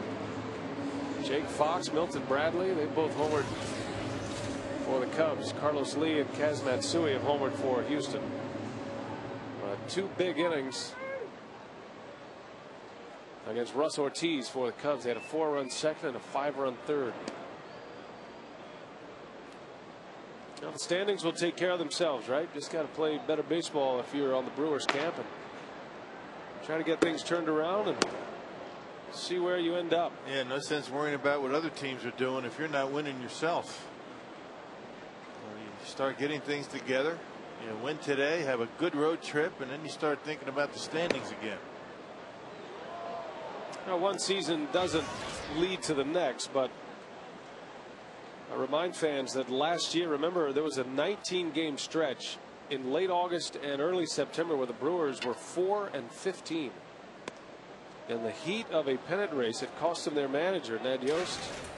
4 wins, 15 losses. But the Brewers won 7 of their last 8 games and were able to grab the wild card spot. So you just never know. Fielder gets jammed. And an easy play for Morgan. 2 up and 2 down as J.D. Martin has gone through Braun and Fielder quickly here in the 6th. Now the Brewers have teamed up with the Milwaukee Zoo for a great ticket package. For $14, you can get a Terrace Reserve ticket to the game August 11th against the Padres, and an adult admission ticket to the zoo. Get yours. Call 414-902-4000 and go to brewers.com/zoo. Corey Hart on the first pitch, sending Morgan back. Looks like he's got room. And the side retired. A 3-up, 3-down inning. The Brewers go quietly in the 6th. We go to the 7th at Miller Park, still tied at 3.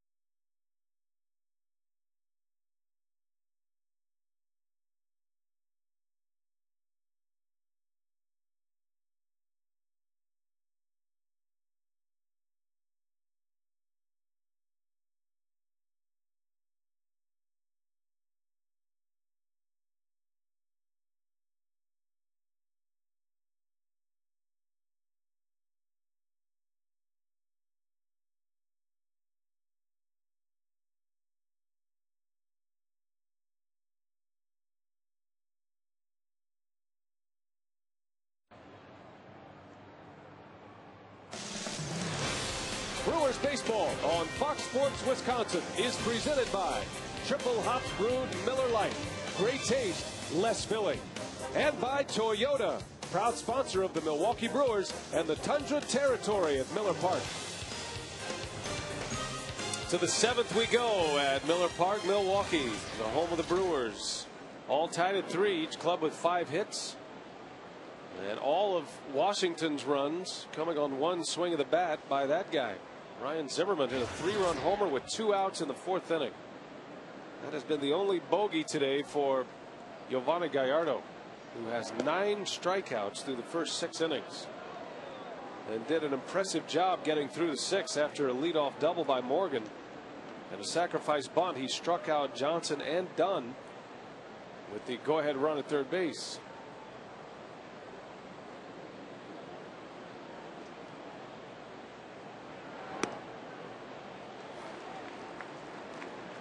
Zimmerman belting his 2nd home run of the series. Big crowd today, 39,890. And with this crowd today, the Brewers go over the 2 million mark this season, 2 games earlier than they did it last year. So already 2 million through the turnstiles. Great fan support here. Great baseball town, Milwaukee. I can't say enough about how much everybody in the organization appreciates the attendance. Amazing, especially in these economic times. Yeah, and you don't take it for granted. I mean, nobody on the traveling party takes it for granted because you go around the league and you go into cities that they're having a tough time drawing fans, and it does not go unappreciated. Well, they're hoping to roar today. Brewers in a battle with the Nationals once again. 3-2 to Zimmerman. And a fastball, and he got him. Struck him out. Yovani has 10 strikeouts. Well, a lot of them looking. Well, we talked to Bruce Freming about hitters that marginal pitches just don't swing at, even with 2 strikes. And that one down and in, too close to take. Joe West rings him up. 6 of the 10 strikeouts called strike threes. And 1 out here in the 7th. Here's Willie Harris. Harris, a late add to the lineup today. Josh Willingham, who's available off the bench, woke up with stiffness in his neck and he was unable to start today.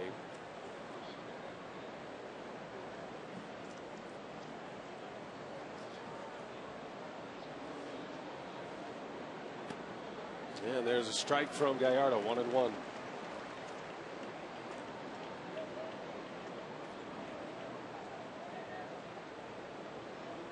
Gallardo's high strikeout game this year is 12. Did that against the Mets on July 1st.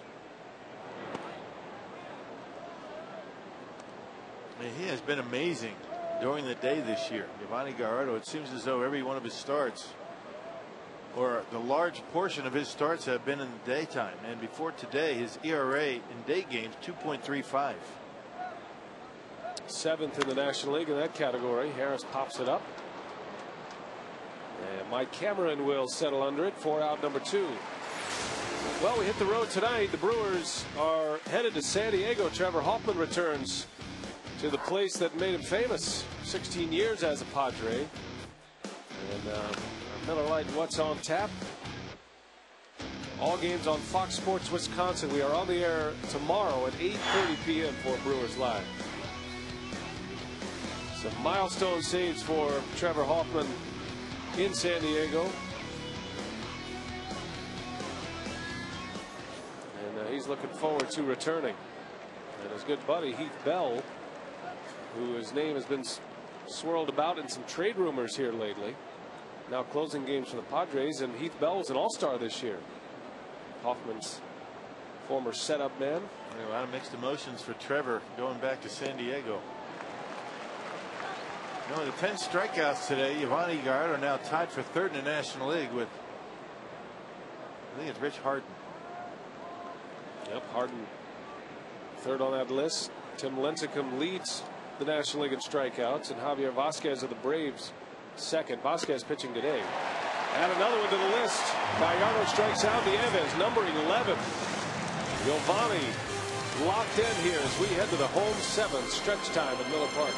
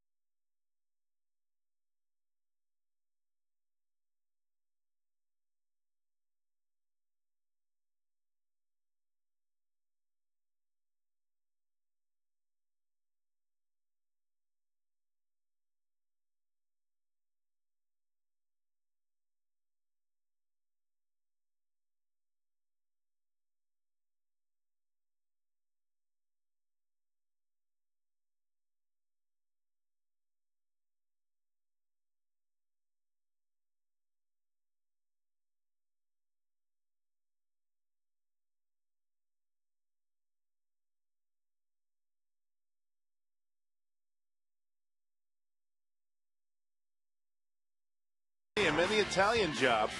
Or on August 8th, you can see X-Men and Field of Dreams right here in the Miller Park parking lots. Tickets are on sale now at the Miller Park box office, Brewers.com, or by calling 414-902-4000. Always a good time. Get out with some of your friends. Kind of that communal aspect to it. It's like a tailgate party with a movie. When's the last time you were to drive-in? Man, it's been a long, long time. Yeah, I don't. You know what? Honestly, I don't think I've ever been in a drive-in. Wow. I've driven by a drive-in, but never actually seen a movie in a drive-in theater. You are young. Sorry about that. We'll work on that. I'd like to do it, but we'll be on the road. I'll be with the Brewers during the Miller Park drive-in. Used to pay by the car, so you jam everybody in the trunk, put blankets over everybody. Sounds like a Happy Days episode. Yeah. Well, J.D. Martin is still on the mound. He is having himself quite a day today.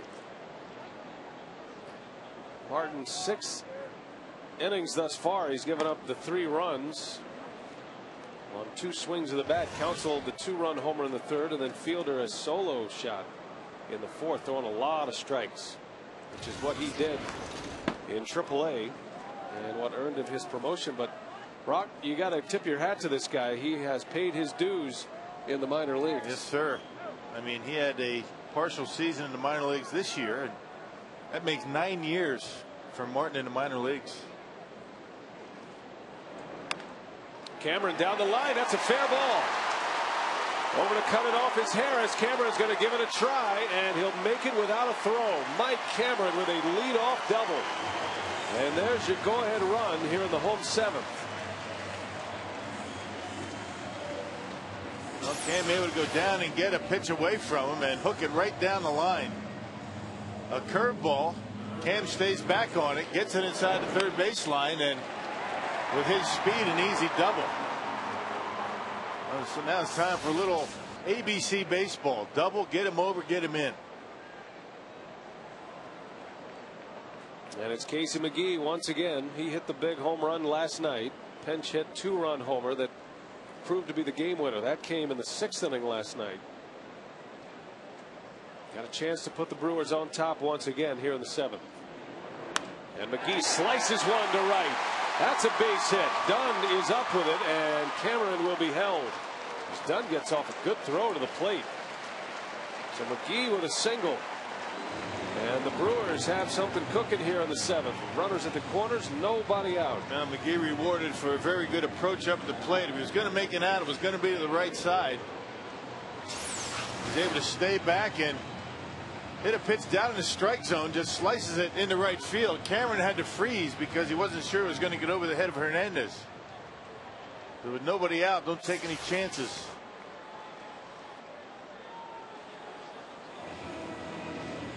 Pretty good throwing arm out there in right field. Adam Dunn. Well, he has a strong arm. He's not a very good outfielder. He's committed 12 errors this season, but you got to remember he was a prized football prospect in high school in Texas. A good arm. High school quarterback. So he still throws it okay. It's just getting to it and getting in a position to throw it that's the story. Getting to it and keep it in the glove. But he certainly, whatever deficiencies he has with the glove, he certainly makes up for with his bat. Well, there is a way to the end of this game. Oh, no, there's not. Kent, you're going to have to face Dunn again. 6 batters away. And Steve McCanny, the pitching coach, had his say with his young hurler. Long leash for this young man. Remember, Jim Riggleman was ejected in this game early. And so Pat Corrales and Steve McCanny running the ball club. Here's Kendall with runners at the corners. Infield in for Washington. Kendall a contact hitter. Martin a strike thrower.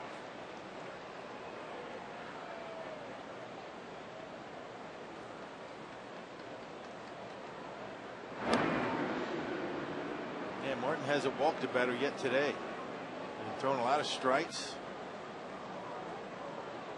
Brewers only 0 for 1 with runners in scoring position today until that base hit by Casey McGee. Kendall takes strike one. So there hasn't been a whole lot going on offensively except for the 2 home runs.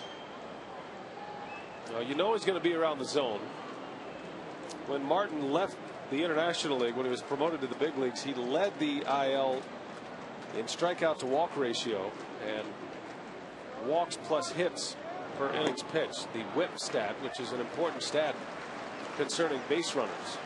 This guy had a strikeout to walk ratio of over 6-1 in AAA this year. That's tremendous. He's put up good numbers in the minor leagues.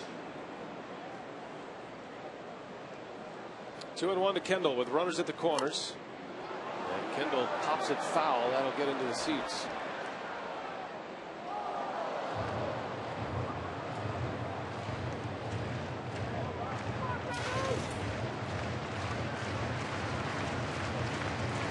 Big spot for the Crew. They have 2 men on to start this 7th inning. Todd Coffey, who pitched 2 impressive scoreless innings last night, is back up and throwing in the bullpen.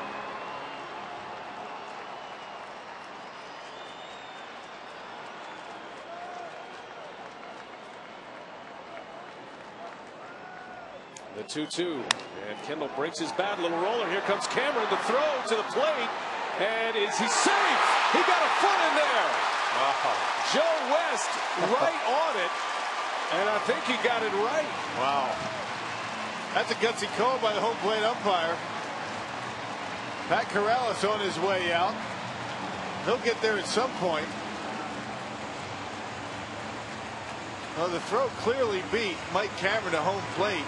Nieves had the legs spread apart, giving Cameron an opportunity to get to home plate. And Joe West saying that the tag was high. Good throw by Zimmerman. Nieves doesn't block the plate. Oh. And it looked like it was a pretty good call. You got to block the plate in that situation. You got to throw a leg in there. Did not do it, and it cost him the out. He's safe. I saw it right away. I just assumed Joe West was going to ring him up. It was a bang play. But Catcher's got to block the plate there. Joe West in a perfect position to call that. And Cameron is safe. And the Brewers take the lead here. Well, that's a heck of a play by Zimmerman. That was a nice throw going into foul territory. Threw a strike to Nieves, but Nieves did not block the plate. Catcher has got to block the plate in that situation. He's only got himself to blame in that play.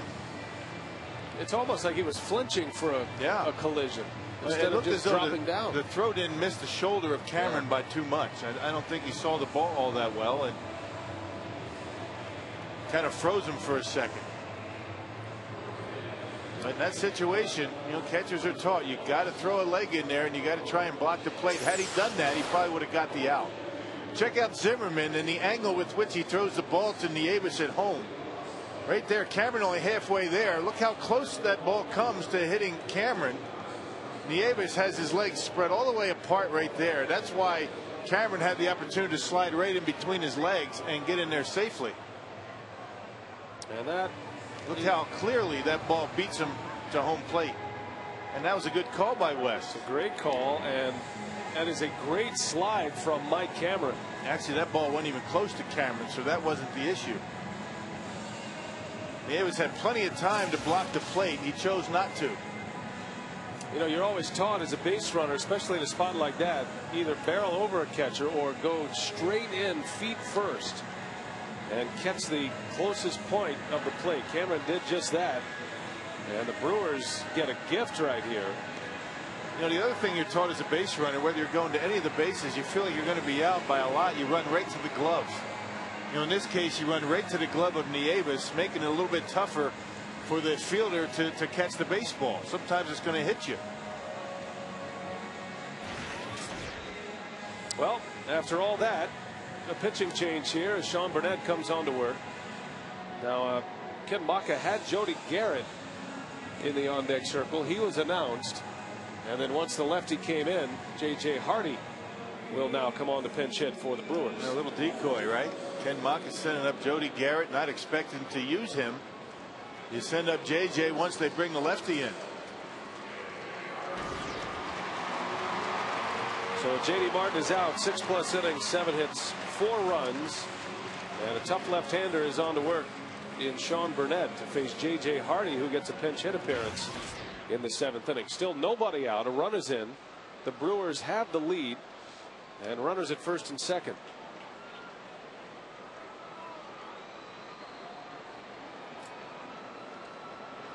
And Hardy bunts. Zimmerman's got it.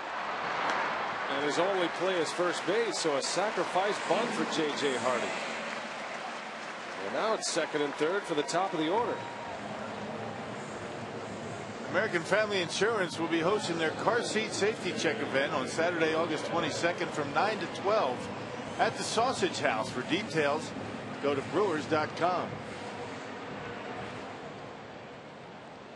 So a sacrifice bunt. And now the top of the order with 1 away and 2 in scoring position. McGee's over at third, Kendall at second. I'm not exactly sure that that was a called bunt by the bench or Ken Maka. I doubt that he's going to send JJ up there to sacrifice bunt. If he was going to sacrifice bunt, I think he would have left Jody Garrett up there to hit. I think JJ did that on his own, tried to bunt for a base hit. Well, it offers Burnett the opportunity to walk Lopez and face a left-handed hitting Craig Counsell next. So he gets a better matchup, but the Brewers get a chance to load the bases here.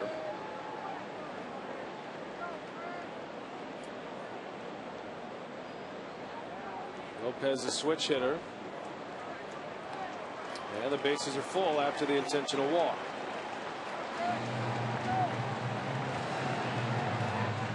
So here comes Craig Counsell. He's always been a good hitter with bases loaded in his career. He's turned into a power hitter this year. His Powerball home run number 4 of the season put the Brewers on the board in the 3rd inning. A 2-run home run.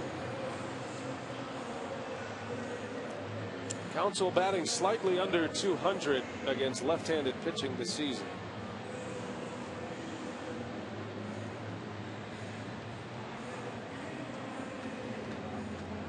Craig Counsell's always been very good with the bases loaded. And if you have to have a left-hander up there, this is not a bad one to have up at the plate. He's very willing to go to left field, which is where Burnett is going to force him to hit. Normally he throws everything away to lefties. He's got a good slider. Oh, in the dirt, good play by Nieves. That saved a run right there. That was not an easy ball to block. Bases loaded. And Counsell trying to deliver once again. The Brewers have the lead. Looking for some insurance here in the bottom of the 7th. Well, you can see why Burnett is so tough on lefties. Comes across his body. Tough angle for a left-handed batter. And unusual that he pitches from the left third base side of the rubber. Ordinarily a guy that is so good against lefties. He's on that first base side like Mitch Stetter.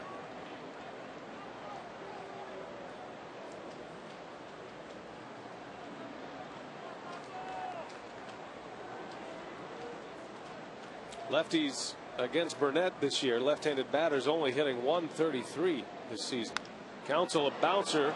Gonzalez to second. The turn by Hernandez gets away. 1 runner's in, McGee.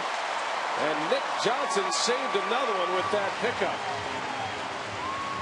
Well, the Nationals have been struggling defensively all year. They have not struggled at all in this series until today. And 2 big miscues defensively have the Brewers on top. Well, first you got to block the plate, and you get Cameron now. That was an easy double play turn by Hernandez, who just threw it away. Craig getting down the line in good shape, but the Nationals should have turned that double play. It'll go down as an RBI for Craig, and the Brewers have a 2-run lead.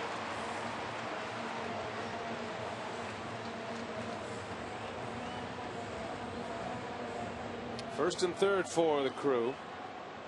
5-3 Brewers in the 7th, and it's Ryan Braun with 2 outs. Braun is 0 for 3 today. His hit streak is in jeopardy.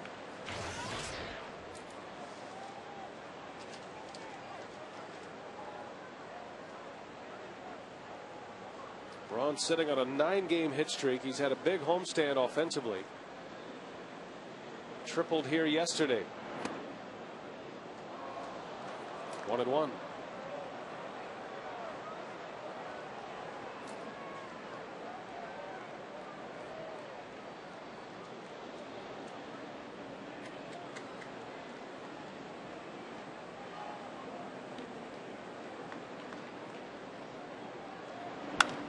Braun under the glove of Gonzalez. He recovers and gets the out to end the inning.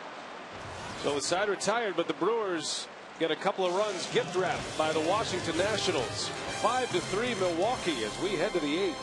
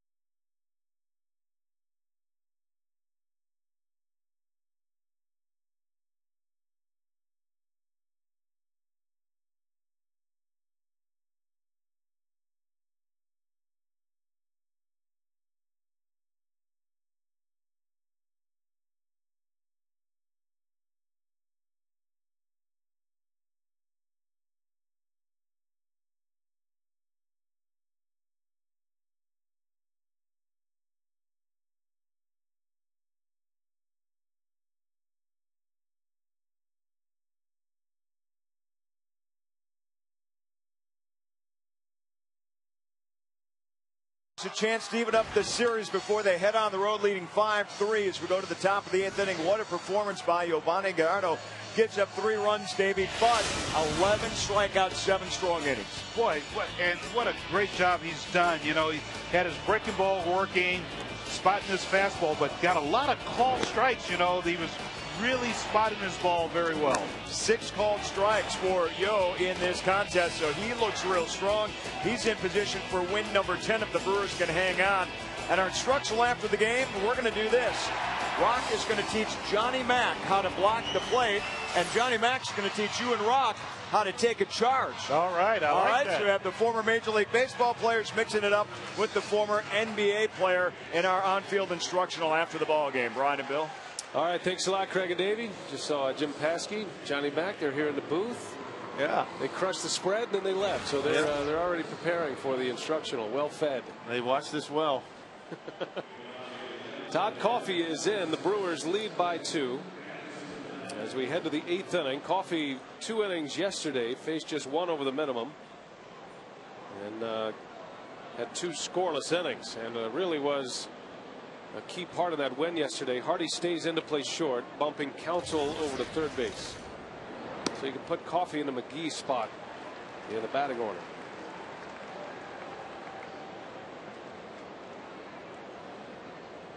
Coffey will face Anderson Hernandez. And it appears to be Ronnie Belliard who will pinch hit in the pitcher spot and then back to the top of the order. So this is the part of the order that you want to keep down, especially with the kind of series Nyjer Morgan is having. You'd hate to have him bat with anybody on base. And Morgan due to hit third in this frame.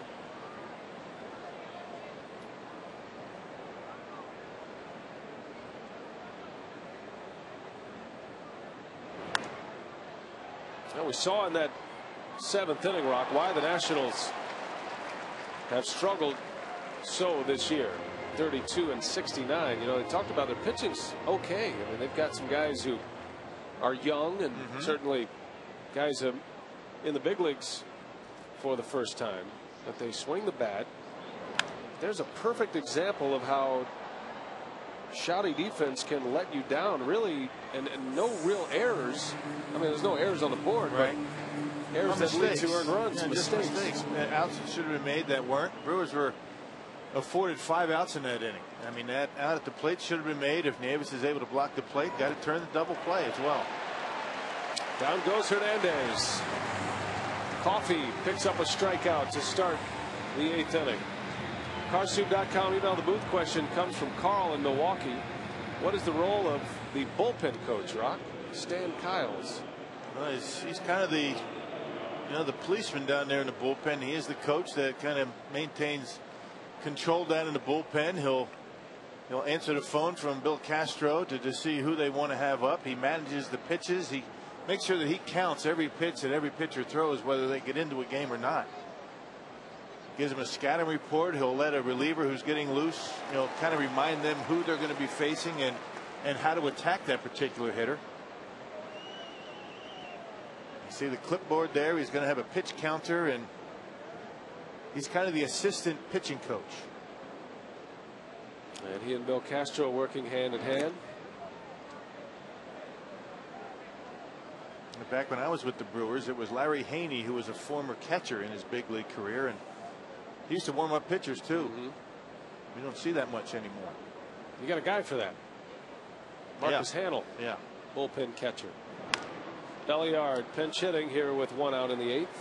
Yeah, the bullpen catcher position really wasn't all that prevalent until about 15 years ago, 15, 20 years ago. Wasn't that when Stretch Suba started catching for the Astros? Yeah. Elrod Hendricks with the Orioles was the bullpen coach, for the Orioles when I was playing. He would actually be down there with his catching gear on, catch pitchers. Backup catcher was always down in the bullpen to make sure he was warming up pitchers right away.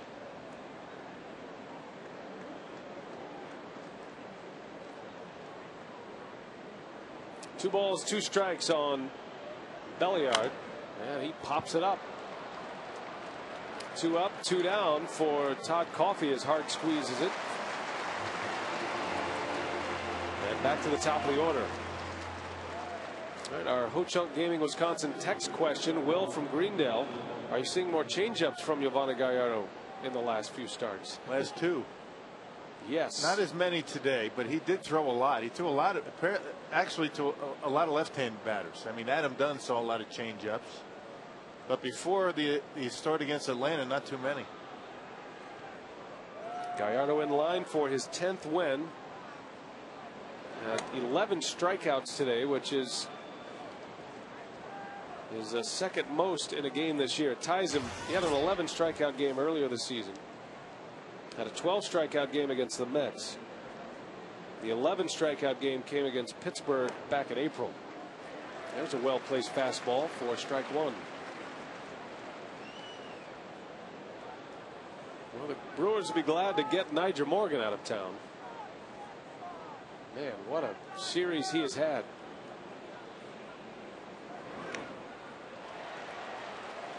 Morgan is 10 for 18 this series. 2 doubles, a home run, 4 ribbies. He's scored 5 runs and he's stolen 3 bases.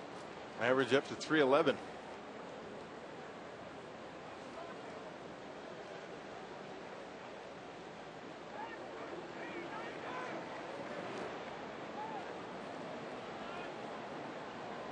Interested to see if Trevor Hoffman, in a save situation, will pitch in this game. It would be his 3rd consecutive game, which he has done twice this season.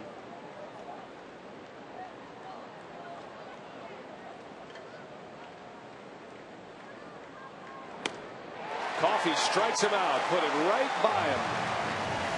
And Todd Coffey continues to impress. A scoreless 8th. 1-2-3 with a pair of strikeouts. Brewers coming up. Fielder leads off.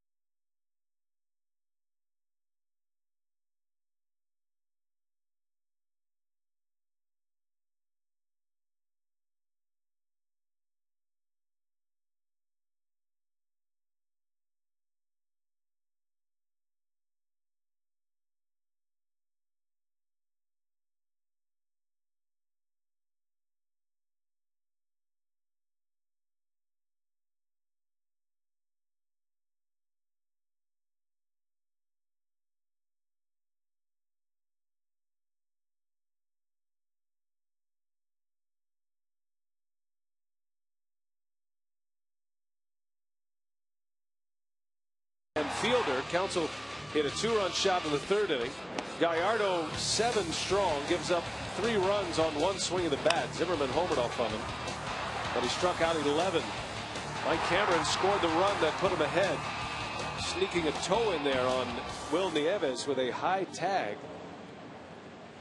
And the Brewers lead it 5-3 as we play in the bottom of the 8th. Prince Fielder set to lead off.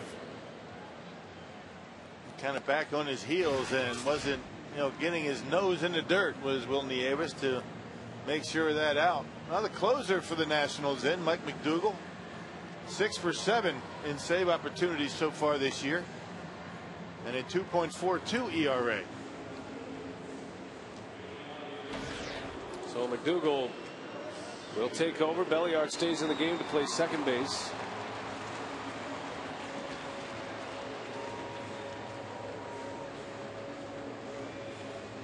Prince Fielder at the plate today, presented by Wendy's.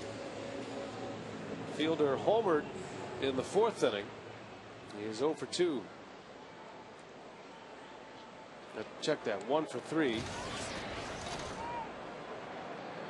Fielder belted his 25th home run in the 4th, and that tied the game at 3.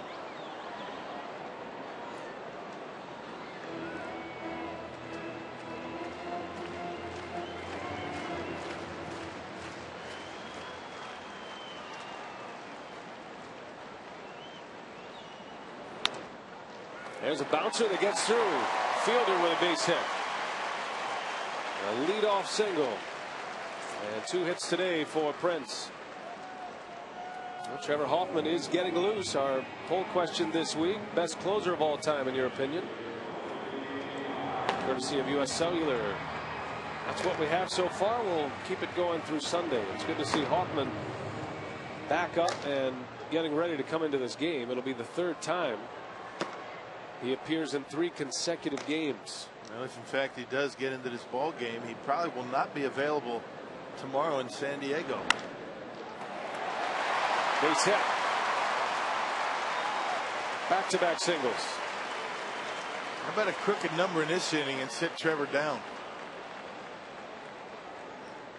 Not a bad thought. Well, don't forget our Brewers Live post game coming up after this one. We're going to take you back to this play, this Mike Cameron slide. And Rock will join up with Davey going through this play. And Johnny Mack's going to join us as well. Yeah, we're going to teach Johnny Mack how to block the plate.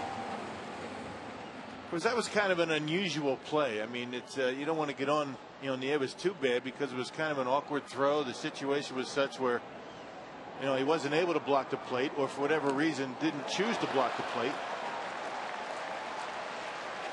Wild pitch gets the runners to 2nd and 3rd. I think in Nieves' mind, he didn't feel as though the play was going to be close enough to have to block the plate. But in ordinary situations, I'm sure that Nieves is very capable of doing it, and willing. Well, let's face it, Mike Cameron has had his fair share of collisions with catchers in his day, and behind the plate, if you're thinking about a collision, you clutch up, you try to get tight. Instead, Cameron slid, and a good slide. Got the foot in there. The one thing you don't want to do at home plate is slide head first in a spot like that. No, that's not a good idea. You get a face full of shin guards.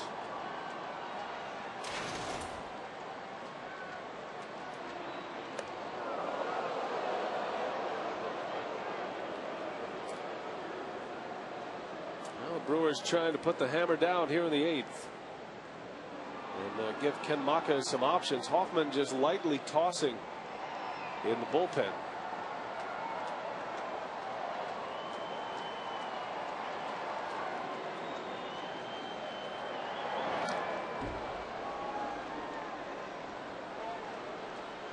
And base hit here probably sits him down.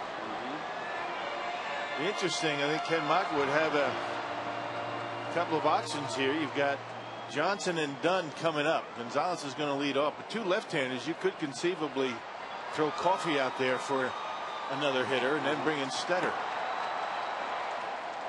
2-2. Cameron at the plate with 2 in scoring position, and Cameron hits one high in the air to right center. Nyjer Morgan drifting back. He's got it. Both runners will tag. And Fielder scores easily. So a sacrifice fly and an RBI for Cameron. Well, the absence of Tom Coffey is now gone because he's going to be pinch hit for. But a good at bat by Cameron. The Brewers doing a good job last couple of innings in manufacturing runs, scoring runs without the home run ball.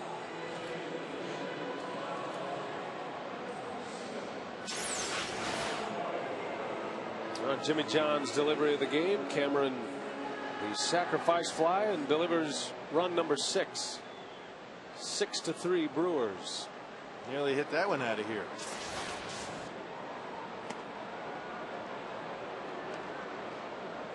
Catalanotto pinch hitting for Coffey, and he'll be intentionally walked. It's been kind of an interesting year, hasn't it, in this kind of situation? I've talked to a number of Brewers fans that won't go on the record with it, but rooting against more runs so they can experience a Trevor Hoffman save opportunity. I'm not willing to go there at this point. And I'm sure Ken Maka, although he appreciates the sentiment, he'll take as many runs as he can get. Save the bell. Save the bells. Of course, we get to see him every night, so we're lucky.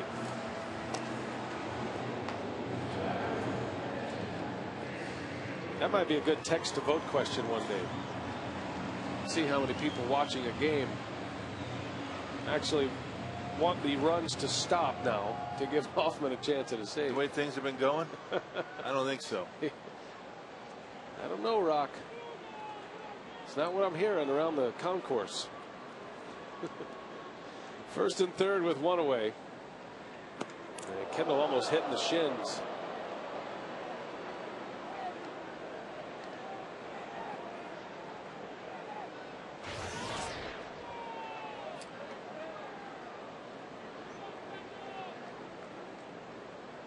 Six-3 Brewers, and a chance to add to it. Whoa, that one back to the screen. Here comes Hart, and a play at the plate, and Hart is in there with a good slide. It's that same slide Cameron had, and Hart scores the run to take it out of a save situation, and it's 7-3 Milwaukee, and Trevor sits down. It's always good to win a ball game and not have to use Trevor, meaning you have more than a 3-run lead. Good jump, good secondary lead, good jump by Corey, and he's in there easily.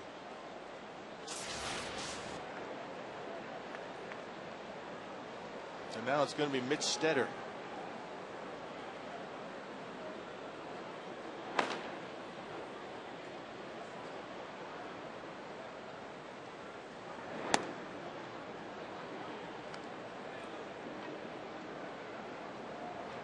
Kendall with Catalanotto at second base.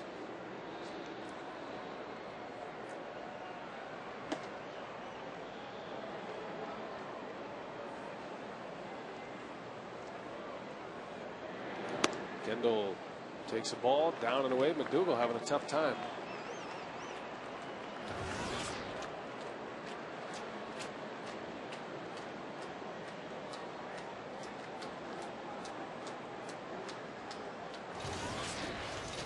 Catalanotto with a good lead at second. And that one finds a strike zone. See what's going on around the rest of the National League. The Cubs lead the Astros 10-3 now in the bottom of the 6th. A lot of offense today. Back-to-back games for the Cubs, who are starting to heat up. The front-running Cardinals will host the Dodgers later tonight. Kuroda against Loesch. Kendall strikes out. The ball is dropped. Out secured at first. Second out of the inning.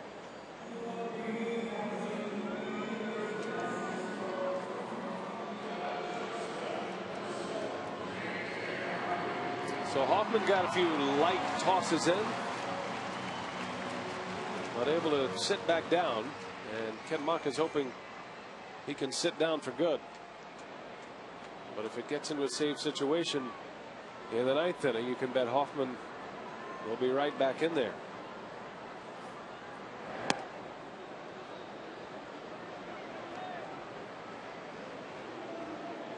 Hardy dropped down a bunt in the 7th inning and helped deliver the 2 runs in the 7th. The Brewers able to take the lead in that 7th. It was 3-3 when the inning started. Milwaukee scored 4 runs in the last 2 innings. JJ did not start this game, but getting his 2nd turn at the plate.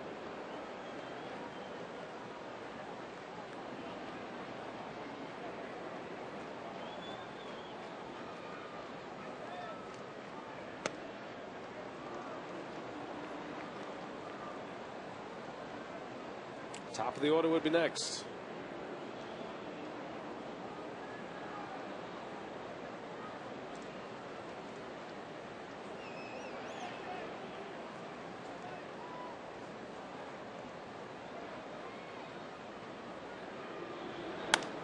And there's a little soft fly ball to center, and Morgan runs it down.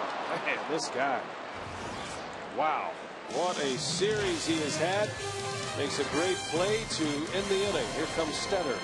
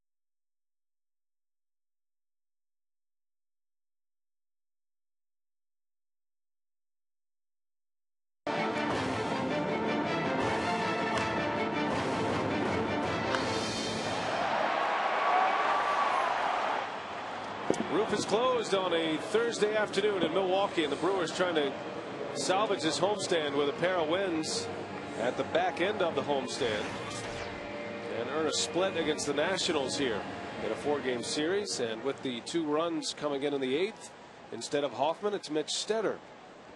A 7-3 Brewers lead. And they got the right-hander followed by a couple of lefties, Johnson and Dunn. A good matchup for Ken Macha with Stetter out there.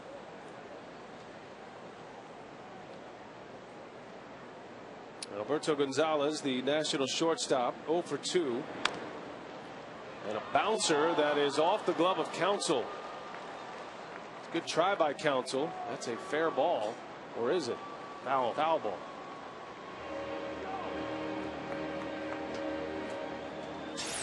Not often a guy gets his glove on a baseball that's in foul territory. Clearly foul, though. Looked fair at regular speed. I was wondering why the usher was going after that baseball.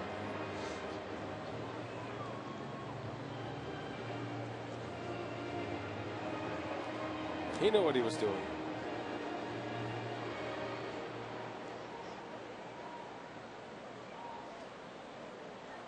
Brewers trying to get back to 500 today. A win today brings them to 51-51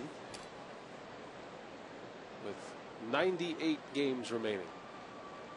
A lot of baseball. 68 games. No, wait a minute. 60 games remaining. How am I doing? Pretty good, man. Stay hot. I got nothing to say about anything. Been that kind of day. Oh, man. Been a good day, though. Yeah, so far. 7 runs, 9 hits for the Brewers. Another comeback win possibility. Hit a grand slam with a 4 for $24 deal. State Fair is teaming up with the Brewers so you can pick a pair and go to the fair. This doubleheader includes 2 tickets to the State Fair and 2 Terrace Reserve tickets to the game August 28th against the Pirates. For ticket packages, call 414-902-4000 or go to brewers.com/State Fair. That was beautiful. A little bit of a pause, but not bad. A dramatic pause, though. Just wanted to collect my thoughts. You had us all on the end of our seats. Well, suddenly Stetter having a hard time finding the strike zone.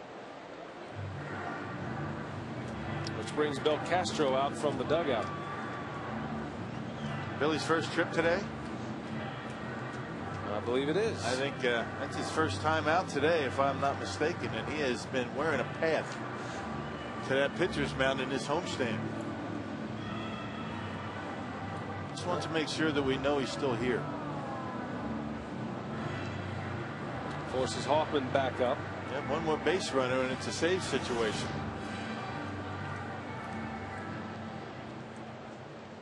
Well, Stetter, in his last time out, did not get it out and gave up a couple of runs on a hit and a walk. Johnson swings away and fouls it out of play.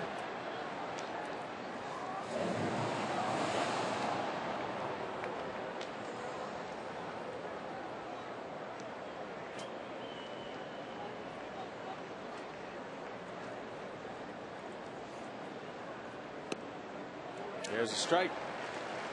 1-2.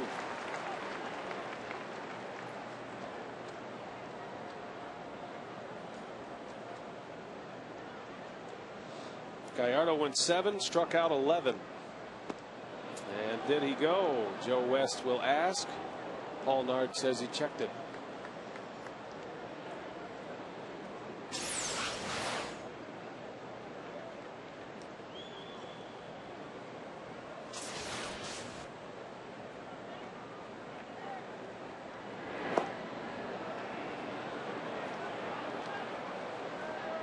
Three and 2 now, with Adam Dunn on deck. Brewers enjoying a 4-run lead. But a man is on with nobody out, and Johnson threatening to reach the 3-2. Johnson in the air, playable for Cameron. One away.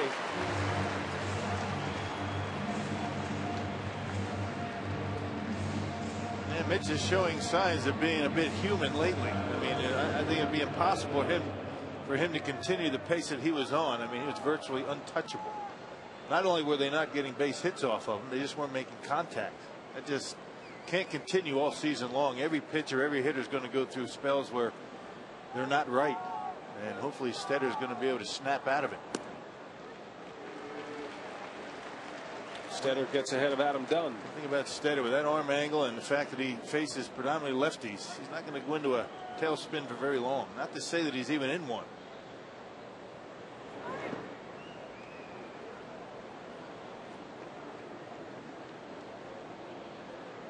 Well, he's been so good this year for the Brewers. It's a little bit of a shock to the system when he even allows a base runner. He set the bar pretty high, expectations. Dunn deep into center field. That's way back there. Cameron at the wall, and he's got it.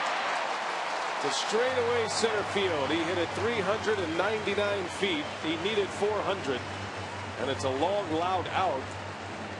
And out number 2 for Mitch Stetter. And Dunn knew right away when he hit it, he didn't get all of it. Didn't get enough to get it out of here.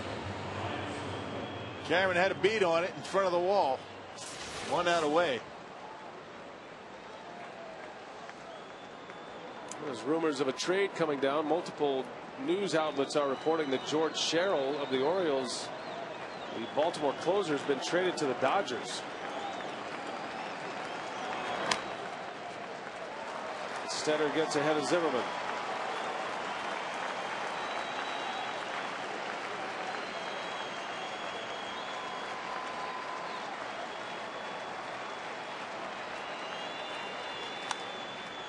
Quickly 0-2. There's also a report out of Chicago that the Cubs are finalizing a deal for John Grabo of the Pirates. So trade deadline coming up Friday. Tomorrow afternoon, as a matter of fact, is the deadline, 3 p.m. There'll be a lot of news tonight and tomorrow. So we'll have it all for you. A bouncer. This should do it. Lopez throws out Zimmerman. And the Brewers win. Back-to-back wins for the Milwaukee Brewers for the first time in a month. A 7-3 Brewer win. Gallardo to 10-7. Home runs from Counsell and Fielder.